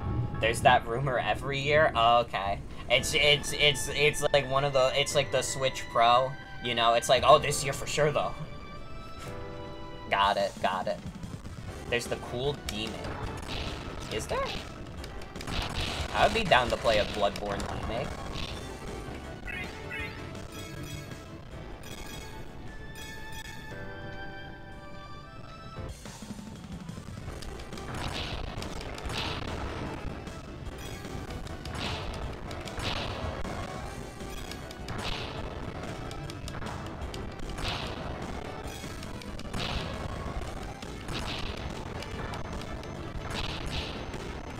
Dark Souls players instinctively backseat, they can't help it. I mean, there is, like, basic rules. Actually, do I have, like, a backseating rule? I don't remember. I kind of just tell people to not backseat if they can help it. And, like, usually if I want backseating, like, I'll ask chat for help. I think that should be in the rules if it's not already. Because I don't like, I don't like backseat gaming. Like, unless I specifically ask for it, I'm usually like, everybody in chat, just keep your mouth shut. We're gonna talk about literally anything else.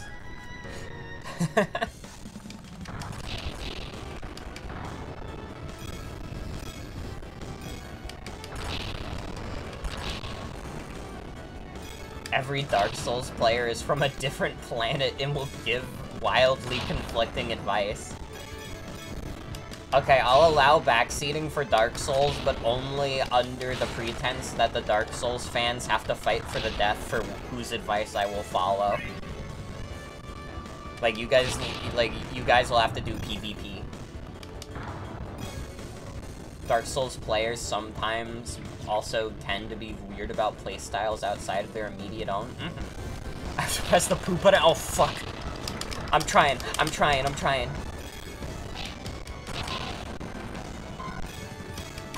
Kind of pressing a poop button right now. True. True. Right on, kind of doing a poop attack right now. We should probably switch. We got some pretty beefy Charizards. Although this Rapidash with Takedown and Mega Horn could be kind of crazy. I think we'll go with another Rhydon though. Especially since we're in the fire area. Yeah, we gotta invest a little bit in poop coin. Okay, this attack is quicker. This attack does more damage, so we could, like, combo into it. Gonna go stream Elden Ring to a friend now, so bye. See ya, Mauve. Have a good night. Thanks for hanging out.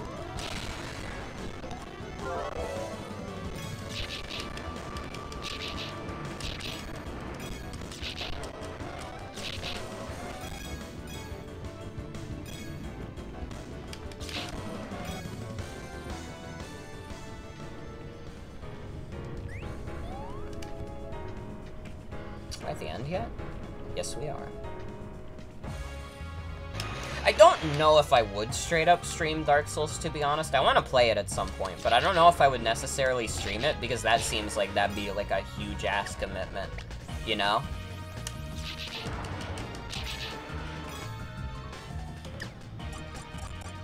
And I feel like that would only be so entertaining for so long. Let's get Charizard out.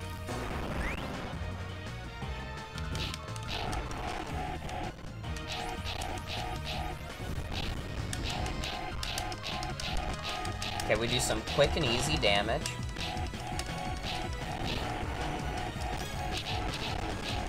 I think there are definitely people who can make, like, those big, like, long games, like, super interesting.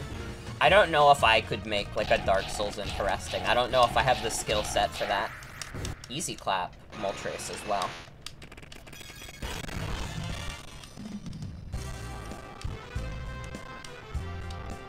But, you know, I'd like to expand my palette, in a sense.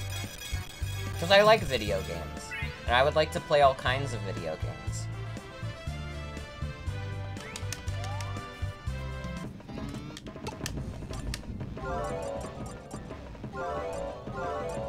Most powerful.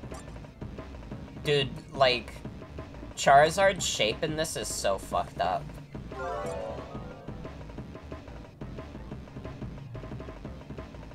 This is, like, the most RPG enemy Charizard has ever looked. I don't know how to describe it any other way. We can challenge the Battle Royale, but should we, though? That shit's gonna have Mewtwo, and it's gonna be frightening.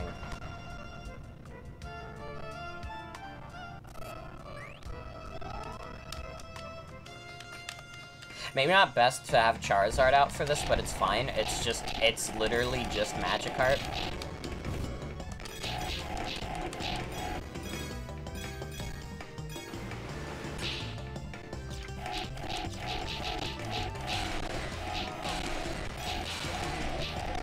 Oh my god, there was, like, a thing recently. I remember, like, talking about Dark Souls a little bit. There was, like, a thing where, like, someone beat one of the Souls games. Maybe it was Elden Ring, actually. But they beat it without, like, actually moving or something. I think they did it without, like... They probably did it with, like, rolls or something. I don't remember the exact thing. But it was, like, a pretty big article.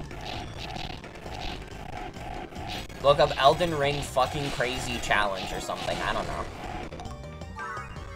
We got the Blastoise?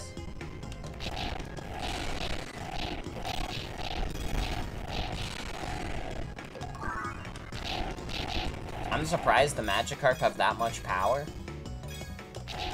Choke of Magikarp, weak.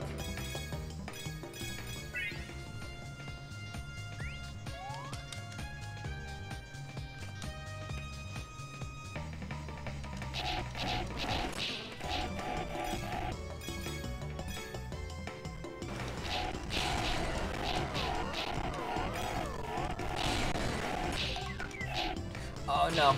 Oh no, no, no, no, no. You gotta stop. Charizard, you gotta stop. Oh god. Okay, we need to switch. Man, you got fucking Constrict? Man.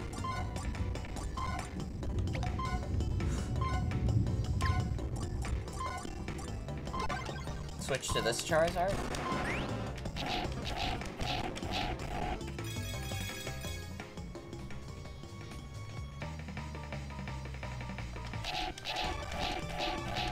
I gotta say, like, considering this art style is, like, 100% a compromise to make up for the fact that WiiWare is, like, That shit's got, like, no storage capacity. You could only get games up to, like, 40 megabytes or something. Game looks really nice. I think they chose a good art style, and I think also contextualizing it as, oh, these are toy Pokemon. That was, like, a big brain move, honestly. Who made Pokemon Rumble? Which, like, studio does these games? How do they feel about Pokemon Rumble Rush? Yeah, it's very charming. I like the low poly look.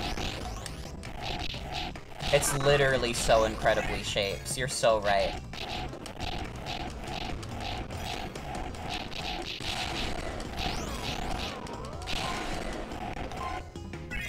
Oh, we gotta switch this Charizard out. Can we switch another Charizard in? Dude, that much build-up for Dragon Rage?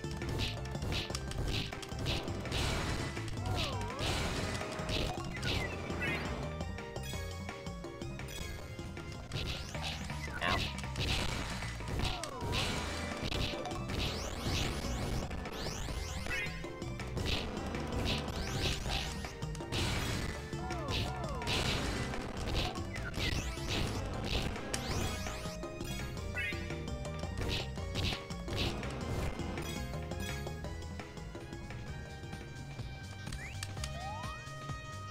I wonder if we'd ever get a Switch Pokemon Rumble, but considering everyone says, like, oh, the later ones aren't even good, maybe there's maybe that's not even a good idea.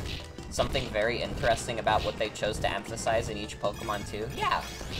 They're, like, a little, like, cartoonishly exaggerated. It's fun, and it's cute. I like it. I probably should just stop using Charizard.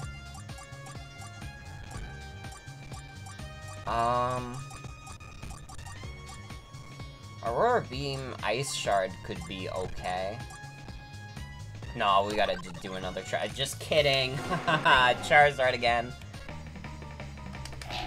This is literally just the Charizard squad now. I've swapped between 4 Charizards now.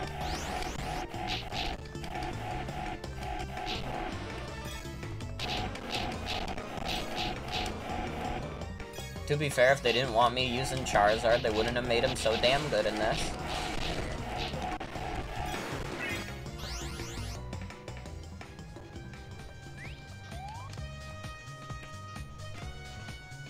Okay, this is boss. Gyarados.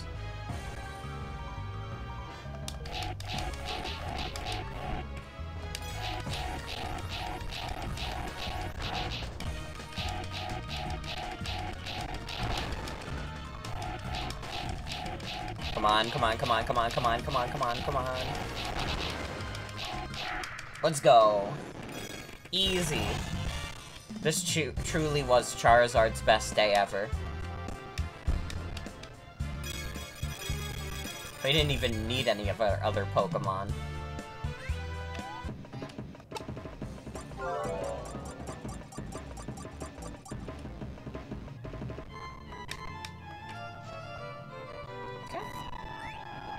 More level, Eternal Tower.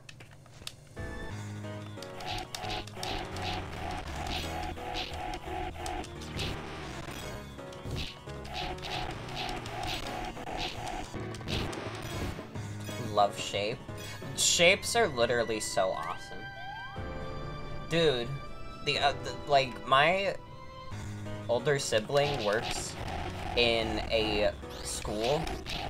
They work in a middle school. And, like,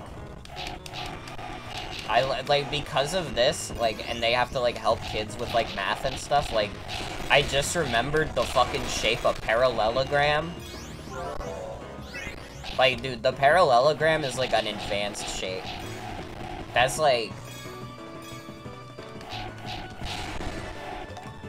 I feel like we as a society don't talk about, like, parallelograms enough. Okay, we got some Alakazams. We got a Brawny Alakazam. We could take that.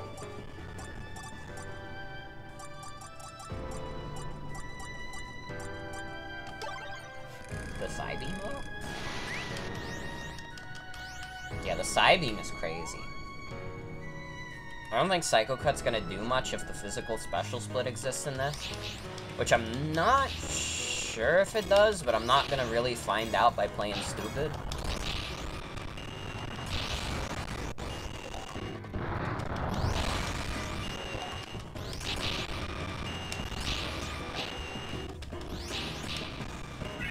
Although I might have to switch from Alakazam already. Diamond, but you flip it on its side, literally.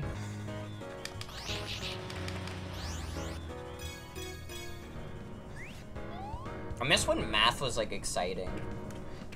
I feel like there was just a point where, like, math stopped being, like, fun. And I'm not sure what it was. I think just, like, I think my problem with math became that I just, like, I dropped off it so hard in middle school. And I think it was just because, like, I think in, like, 6th grade, I didn't, like, really care about, like, my math teacher. And that was when you start learning all these concepts and you learn, like, long division and shit. Like, my most embarrassing admission as an adult is that I don't know how to do long division. If you ask me do long division on the spot, I don't think I could do it.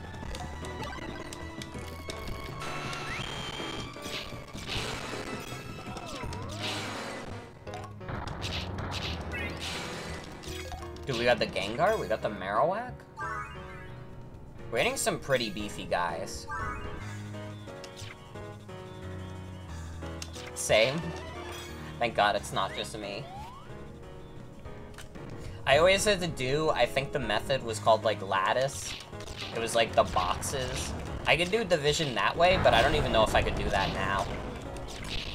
For me, it was because you were figuring out what you had to do too fast and felt like you were being given pointless work because you already understood it, and yet you were still being given work.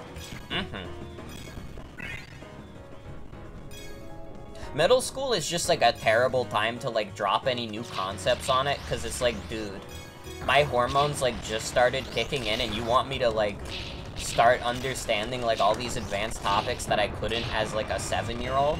You're out of your mind? These Marowak just, like, fucking obliterated me also. We could try Gengar.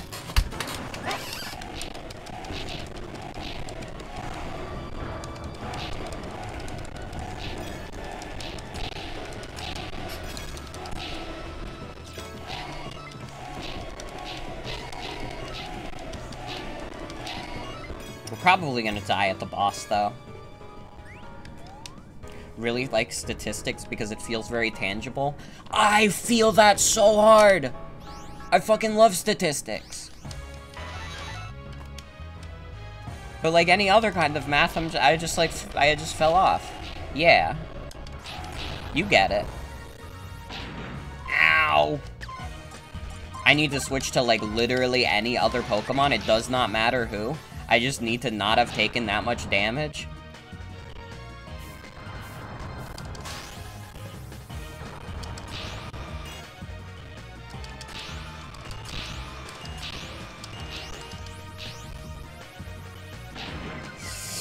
Oh, fuck. No. No. Oh, God.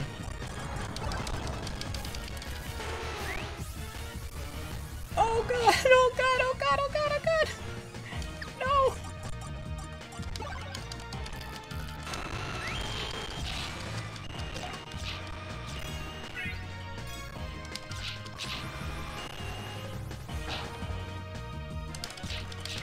Okay.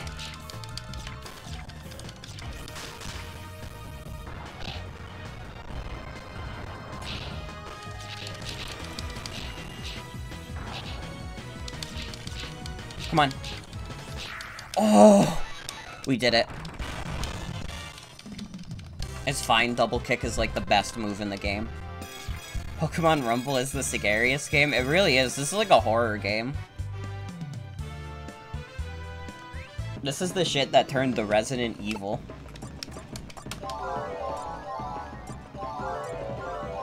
Okay, I got a most powerful Alakazam.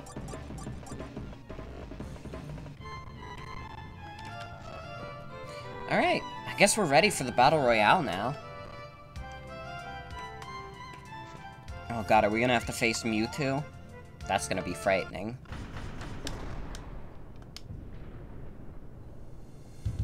Is this how Resident Evil started? There's Moltres, Zapdos, Articuno.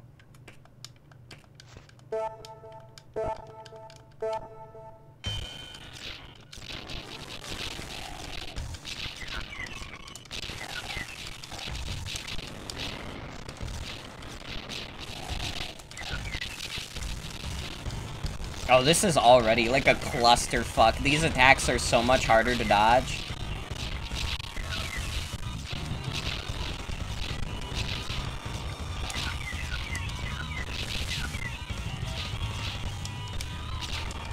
Here comes the crunch, literally.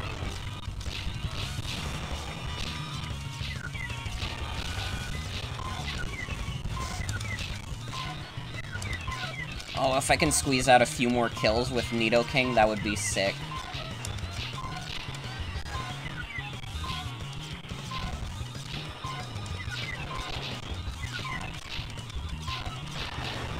Okay. I wanted to get under 40, so that's good. Let's sound out our most powerful Alakazam.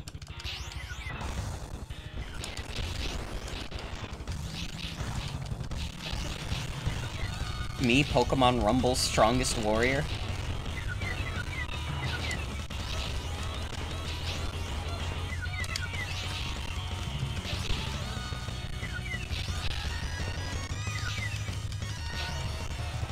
Okay, wow. Alakazam is also crazy.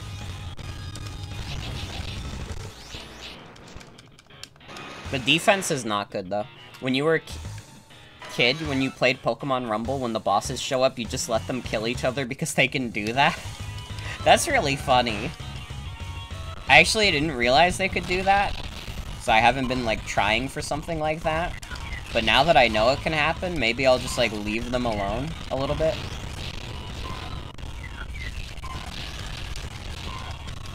Oh, it's like a clusterfuck in the middle right now.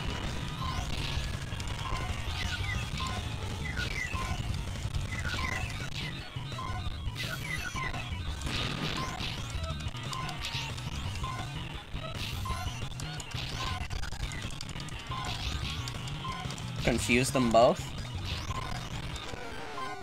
What?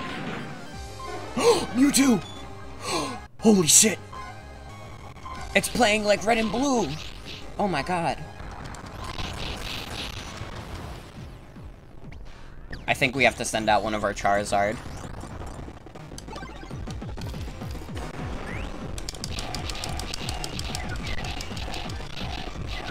I think it makes the most sense. The Charizard squad.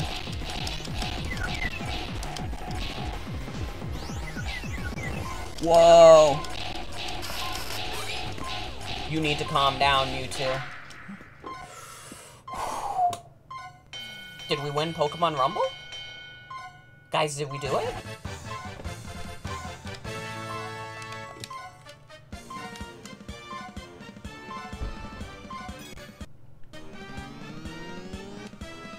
Oh my god. We did it! Guys. Congratulations. Let's go. We did it. We done did it, gang. Hey, that was pretty good. I liked that game. A short little fun experience. Only on WiiWare. Rest in peace, the Wii Shop channel. Yeah, that was a lot of fun. I had a good time with that. I'm glad I finally got a chance to play this game. Because again, I didn't get to play this game as a kid at all. I played the demo, and that was it. I never had any experience with the full game, and I gotta say, it's a good one. It's absolutely a good one. I should play the one WiiWare Castlevania. It looks a little funny. Maybe. Maybe. We'll see. I don't have a lot of experience with WiiWare, but there might be some good ones that I've missed out on. Oh, it's a Metroidvania? Yeah. I'm not a big fan of Metroidvanias at all, I'm sorry.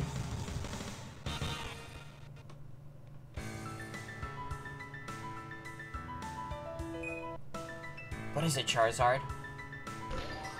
Whoa. Yeah, this is a great game. I wish there was any way for you to get it, but, I mean, you can always emulate.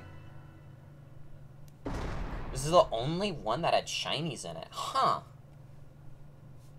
And it seems like there's, like, a big beefy post-game for this. Oh, this was developed by Umbrella. What else has Umbrella done? Should I know these guys for anything? Umbrella.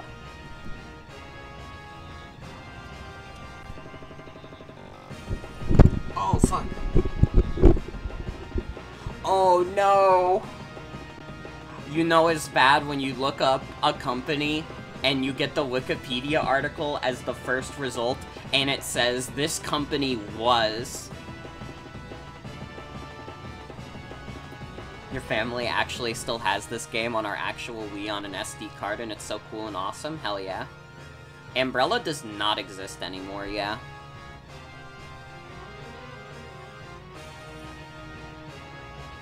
Oh, I see. So, October 16th, Creatures announced the acquisition of Umbrella. Creatures received all property rights, and Umbrella was disbanded, with the employees then working under Creatures. I mean, at least the employees got to work elsewhere, but still, a little sad. Their last game was Pokemon Rumble Rush. Umbrella did Hey You Pikachu and Pokemon Channel? Let's go! Dude, I played Pokemon Channel all the time as a kid. Holy shit. They did My Pokemon Ranch, too. Yeah, it seems like they did just, like, Pokemon spin-offs. They also did Uvu, U versus Universe. What is that? That's, like, the only game in their resume that isn't Pokemon. It's an app on the App Store. Okay. Pokemon Channel is genuinely one of the best. I loved it as a kid. I loved to watch TV with Pikachu. Looks like U vs. Universe is like a shooter on the phone. Not like a first-person shooter. Like, you know, you're in like the spaceship and you're shooting upwards. Alright. Well, that's it for Pokemon Rumble. Just has unmatched spaces to exist in. True. True. I wanted to be in the Pokemon Channel house as a kid. I wanted to know what was in the other room. I guess it was just a way to the door, but I always thought, like, dude, what if there's, like, another room there that I'm not seeing? I was, like, so excited by the prospect.